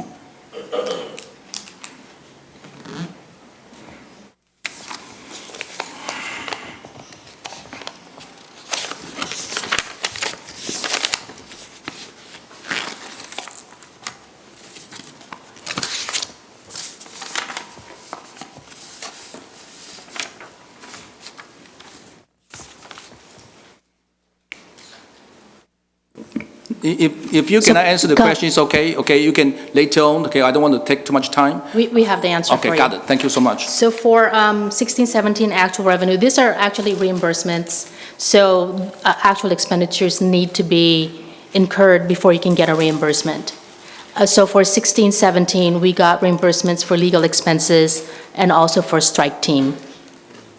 So the 2007 is the actual number we have. Correct. So projection, again, you want to go to the conservative side, same thing like our police department, you do not want to kind of estimate that income will come in. So you want to make sure we have enough money, so that's why, right? Correct. Okay, so same thing to the 4699 municipal pool. Is that the swimming pool or, right? Yeah, so that one is gone because we don't have anything. So the number is zero compared with have $80,000 before. Now it's gone. And the same thing, okay, you got to the pool maintenance school district, and that one we got zero. So basically, we don't own the pool anymore, so we don't have any income. Am I right? So, but this is got a small number. I just want to kind of verify with you guys, so you know I really studied your budget. Okay, so you know there's the number, some of the number I really concerned. And then we go into, I think the problem we have, it will be your projection, the expenditure for the 19, that we have a major so-called the deficit, okay, right? Because you have spending, okay, you have income coming in, then you have expenses, okay, and the income, okay, and expenses different, then you have that deficit. But this is still a projected expenditure for our future of 2019, and then you have all those potential projected, okay, increase. So if we go to the major increase, we go to the city manager, city attorney, police administration, police staff, and the fire and basically fire personal service, material service. So if we go to all those numbers, and you conclude, if you go to the city 1120, okay, and then you see on the 2017-18, compare with, okay, 19, you are going to have increase, okay. And let me quickly go with you so we can catch this number. So 1120, that will be the expenditure. Page 39, okay. Is that what you're looking at? Yeah, page 39, thank you. So page 39, so you can see 1120 and 1140 city attorney. So city attorney, then your expenditures from $379 to $532,000, increase of 40%. Okay, and you have a city manager, okay, from 740 proposed to 873, then you have $130,000 increase. That's 18 to 20% increase. And then you go to the 3110, that basically is a police. Then you see, okay, the increase, okay, is from, okay, $3.4 million up to 5.189. So you increase 1.72 is a 50% increase. Okay, and then you go to the 3110, the police administration. Okay, this is from $662,000 up to 1.27. Then you have a 92% increase. See. Okay, I'm put the thing together. So in that way, okay, I can kind of read through rather than jumping all the places. So then you have a personnel service 16672.6 then you increase to 19755. Then it's a $3 million from the fire. I know we talk about fire increase due to we didn't cut last time, so in projection we are going to have an increase of $3 million from the police. That's about fire. That's about 20% increase. Okay, and then you have a fire. Okay, if you go to 5210, that's your number. Okay, allocation. Then you are increased from the $261,000 to $532,000. You increase 104%. So if you add all this increased budget, of course, police and fire is about 78% of our total budget. But your projection is up to the 92%, 104%, 20% of projection. Okay, then you totally increase 5.813385. Okay, almost $6 million of projection increase of 19. And plus the 20% of reserve that we need to if we spend that money. So we're talking about $6.2 million of increase of we need to have this budget for 2019. So now here, okay, on this and on this, all this number, my question is this. It sounds extremely depressing because we have all this major, deficit. But this deficit, your projection is based on next year, 2019, from the June 30th, July 1st to next year, 19, with this expenditure. And my understanding, am I right? Okay, I didn't lose you, right? You know what I'm talking about? That's correct. Thank you. Yes. Yeah, Judy, you fall asleep? You're there? Okay. Sorry, I kind of bore you, but it's so important. Okay, please bear with me. Okay, so we have this increase of $6 million. Okay, a projection. Okay, then what is number coming from? Okay, I know you have the budget, and I know you have a schedule. Okay, and then where is the spreadsheet to back your number that we need this increase of 20% or 50% or 104%, the number, the spreadsheet, the detail to match, with this schedule, with that number go to our budget, then we have this major deficit. Okay, but if we don't have that spreadsheet to the proof, how can we just have the number, say the city of West Covina, we are going to have a $10 million deficit. So this is a little bit difficult for me when I read this thing, and I cannot see, where this spreadsheet coming from, and how they're matching with our future, and your projection has this $6 million increase, and of course, we're going to have a major deficit and of that. So my question is I want to request a spreadsheet, of detail. So in that way, I can match in with all this, it makes sense or not, with all this increase of future. So in that way, otherwise it will be like this. Bear with me, I'm almost done. Otherwise we like this. I'm in the mortgage business. I will telling you, Judy, you owe me $5,000. I'm going to put you on the collection account because this is expenditure more than, and you owe me the money. And then you will ask me, say, hey, Mr. Banker, and can you give me the proof where I owe you that $5,000? And then I will say, it's in my computer system. It's been taken over for so many years, and you must owe me the money because you're in my system. And I purchased from some other company, so you owe me $5,000. You don't pay me, I'm going to put collection account, destroy your credit.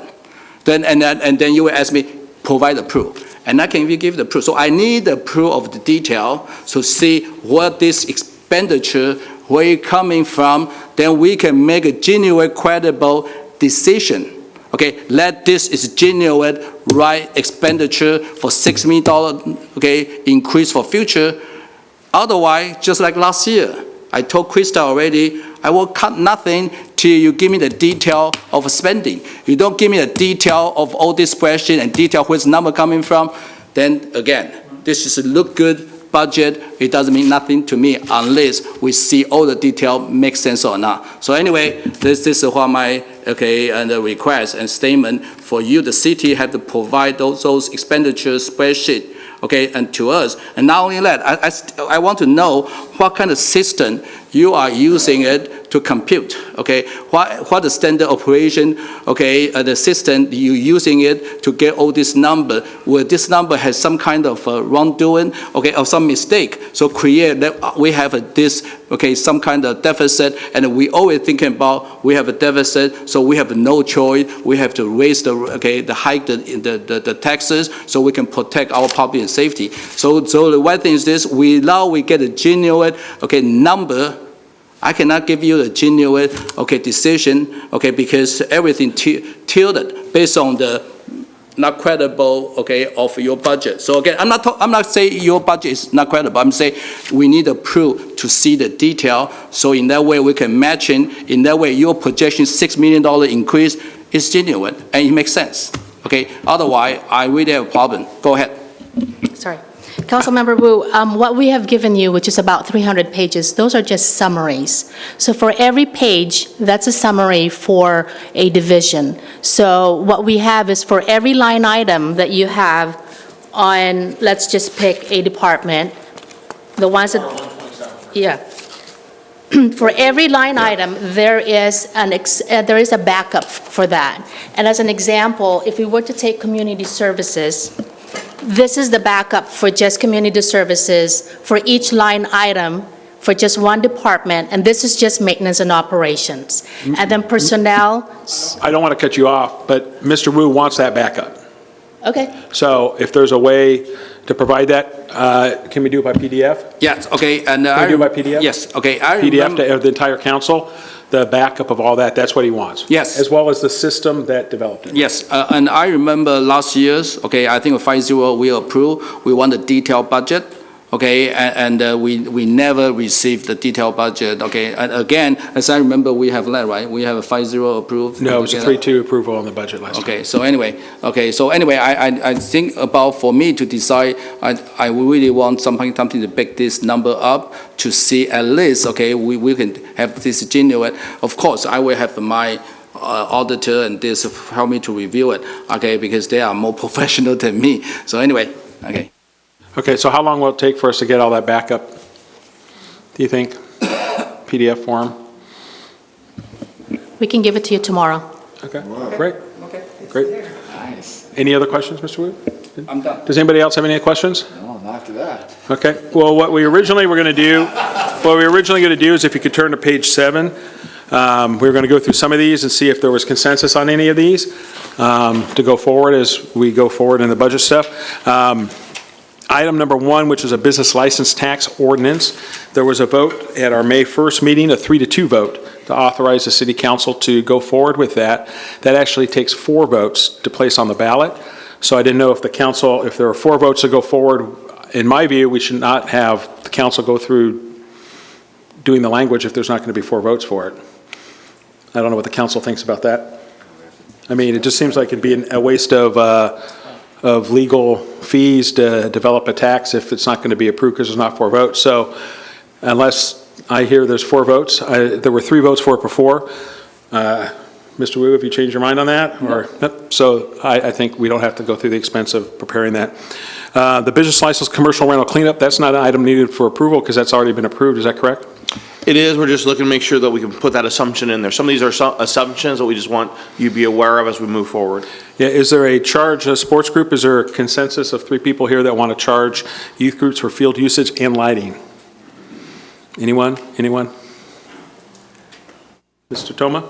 Well, it's, as I've spoken with the city manager before, I don't know what what that looks like in terms of what the actual impact is on each league. So if cuts have to be made, then that is in play for me, but I don't. Ms. Bresciani can answer that tonight if you'd like. Right. Okay. Do you want to, is there someone else that's interested in hearing that? Okay, Nicole? I'd like to hear. Okay, we'll go ahead then. Nicole? Okay, is that possible, okay, not a PDF, because PDF will be very difficult for me back and forth. Can you print, can you prepare the binders? It'll be about 1,000 pages if that's what you want or more. Can you produce, is that possible? Well, they can do 1,000 pages, sure. Okay, would you please? I know it would be very heavy. Who so wants hard copies, who wants PDF? I'll take PDFs. I want a PDF, I want a hard copy, I want both. I'll take a PDF. PDF is fine.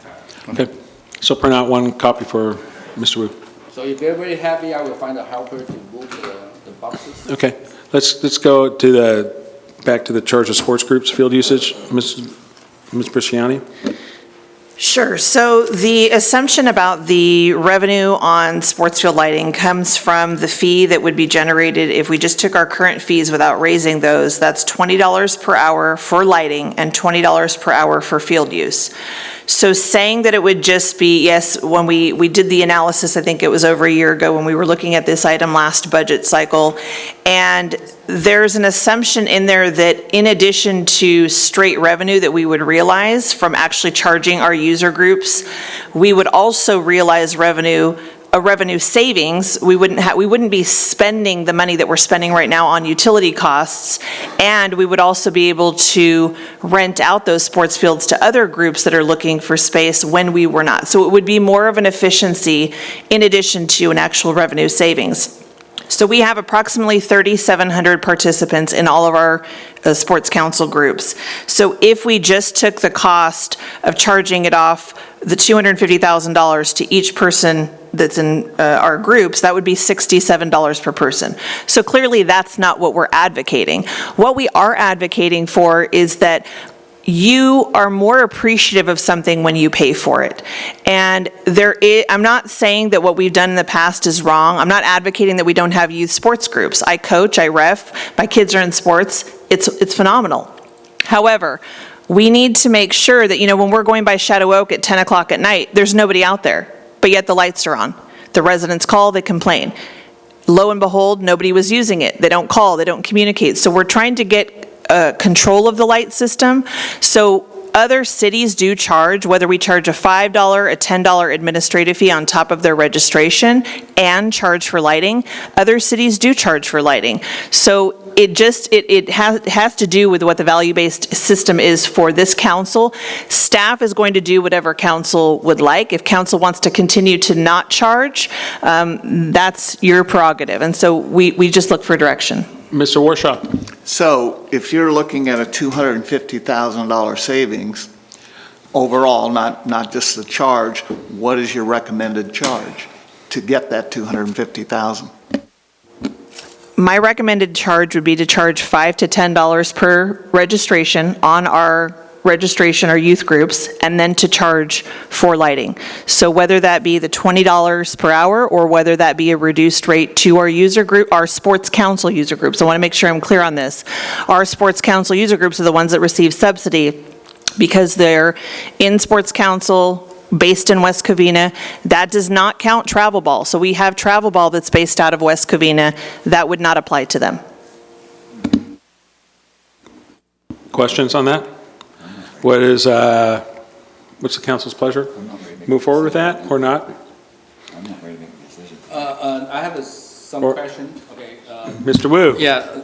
Or do you want to put it off until tomorrow? I want to review, the things for a couple nights, sleepless, to make sure all the number. But my question over here, beside the light, the park, I know who, it's beside the park issue, that allow me to ask about the park bathroom, and who, if we have a repair, which budget coming from? Coming from the park budget or coming from general fund?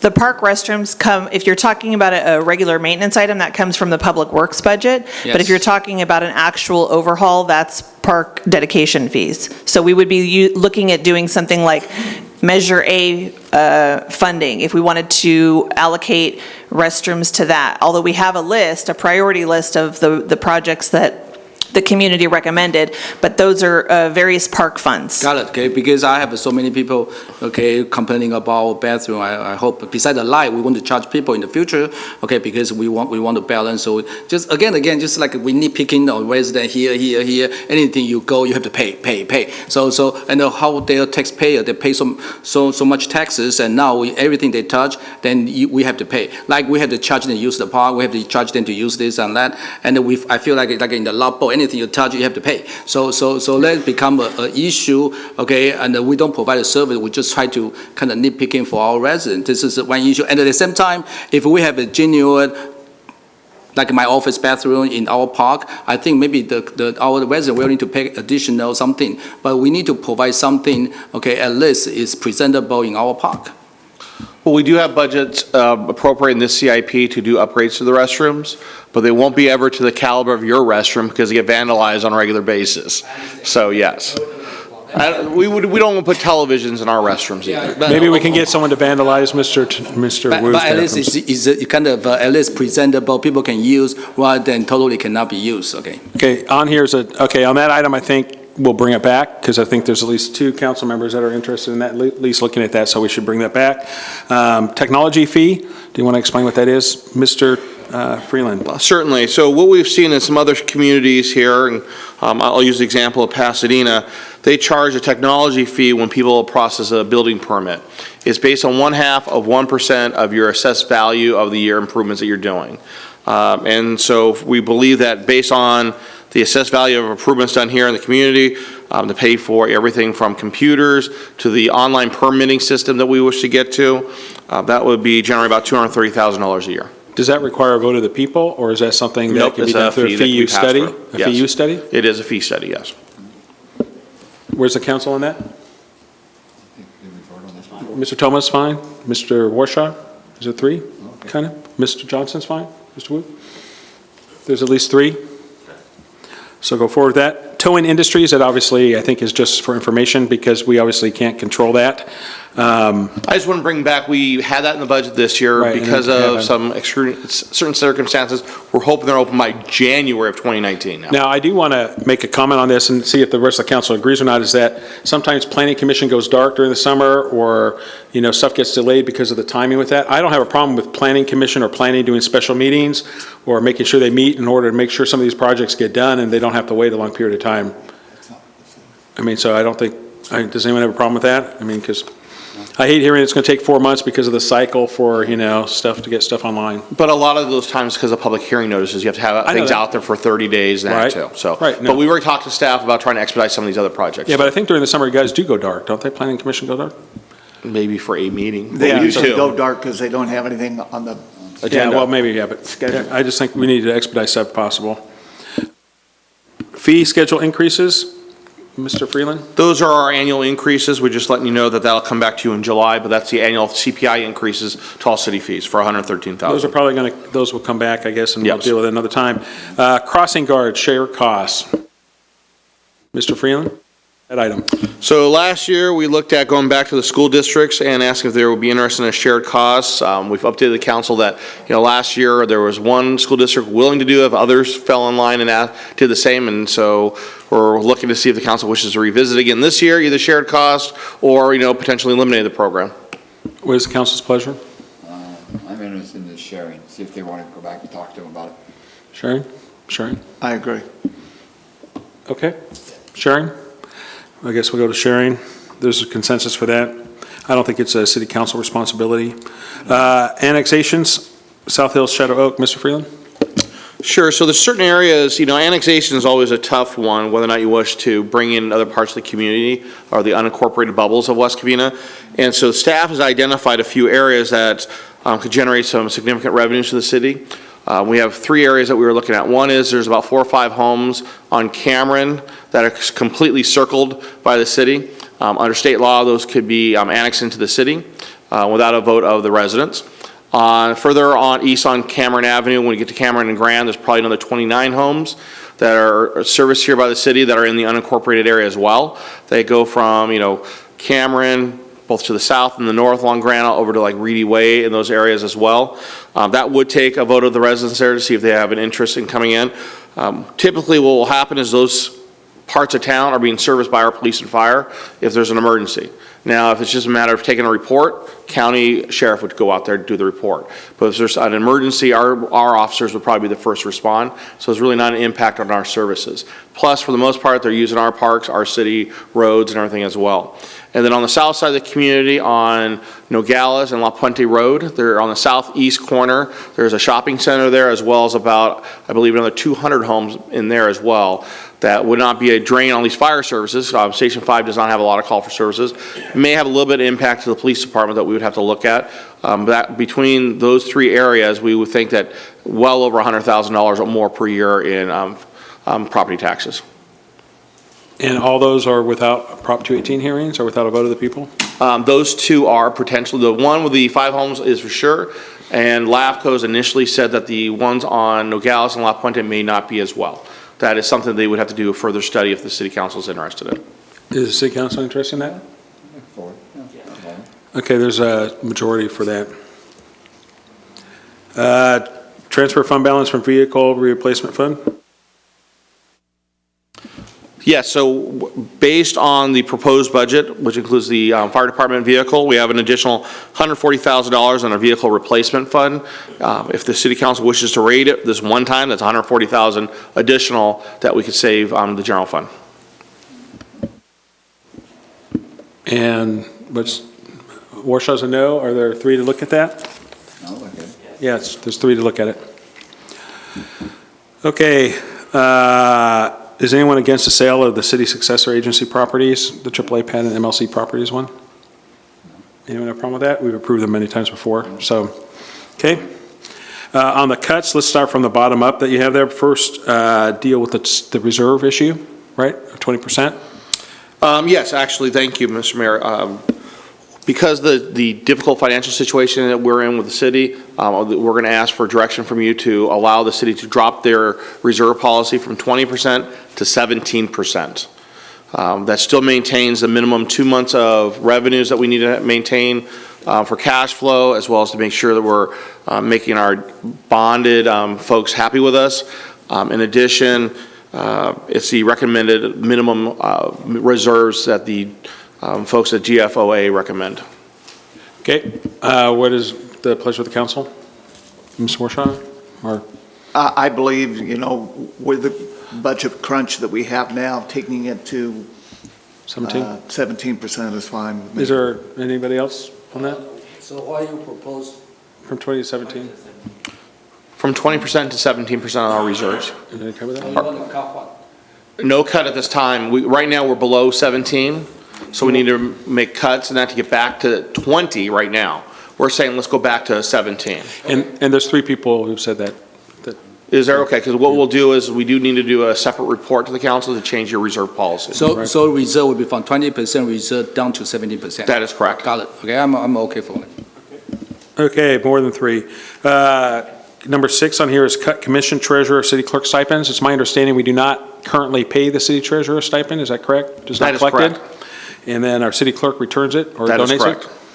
So what is the pleasure though of the council? No problem. No problem? No problem with this? On So all go forward 3 with of that one? them? Yep, go forward with that. Number 5, we can't do, you said? Right. Number 4, those 2 positions, does anyone have a problem eliminating those 2 positions for this year? No. I see consensus for that. Item number 3, any objection to cutting special events? No. Mr. Toma? Yeah, I'd like to see the numbers. I think at least half of it has to go, but I would like to I like see, that yeah. breakdown. I think Ms. Bresciani has that as well tonight. Okay, well, can you bring it back at another meeting so we have time to think about it, I think. I'd like to see them individual, and then she has it broke down, but And are there, go ahead. Go ahead, Ms. Bresciani. I have it individually, and I had provided that when we reinstated special events, so I can repopulate that. if you were Well, that's something we'll look at. on the next one. Okay. Just so we're aware, there's also discussion using foundation funds to perhaps do that. Mr. Toma would not be able to participate in that discussion, and then we'd have to invite Mr. Kaufman to be part of that discussion. Correct. Just so everybody's aware of that at the next time around. Yeah, if we get to that, we'll kick them off. Yep. The PERS prepayment and depleting the Section 115 trust. Everybody knows what that is? I'm fine with it. I'm fine with it. Okay, there's 3 votes. I see 3 votes for that. Okay, miscellaneous department cuts. I think this is a little bit more of a breakdown kind of thing, so. It is, and unfortunately, we can't give you too much detail right now, but we'll have some discussions tomorrow in closed session. Right, and we'll have some more discussions tomorrow night to get some. Yeah, you know, if we, direction. you know, and last time, I mean, a 5% cut across the board is almost over $3 million, correct? 5 million across the board, yes. No, 5%. 5% of 3 million, yes. Right, so I mean, I don't know if there's ways to figure out a 5% cut across the board, because that equals $3 million. Well, we're trying to, first of all, Over 3 get the million. low-laying fruit. I got that, and I Because think we right got now, some of it. because right now, you're looking at a 15% across the board cut. Yeah, and we got some of it. Correct, and so now we're trying to Right. reduce that to find out what exactly. I know. we start looking at. I know, but any other comments on this, since we don't have a breakdown? I don't want to cut this. We don't have a breakdown? Okay, No, that's forthcoming. yes. Okay. Okay. Now, you have any other items you want direction on tonight, Mr. City Manager? We're good, so what we have is we have our next budget meeting on June the 11th. Is that correct? Okay, so on June 11th, back here, we'll be able to start having a further discussion on the budget. We'll make sure that we get the PDFs of the details to the council members as well as a hard copy. Yes, sir. So you'll get that as well. All right, and so over the next 30 days, we'll try and fine tune the budget and provide the additional information you need. Okey-doke. Anything else? Anything else for anyone? Okay, we are adjourned at 9:30 PM. Thank you.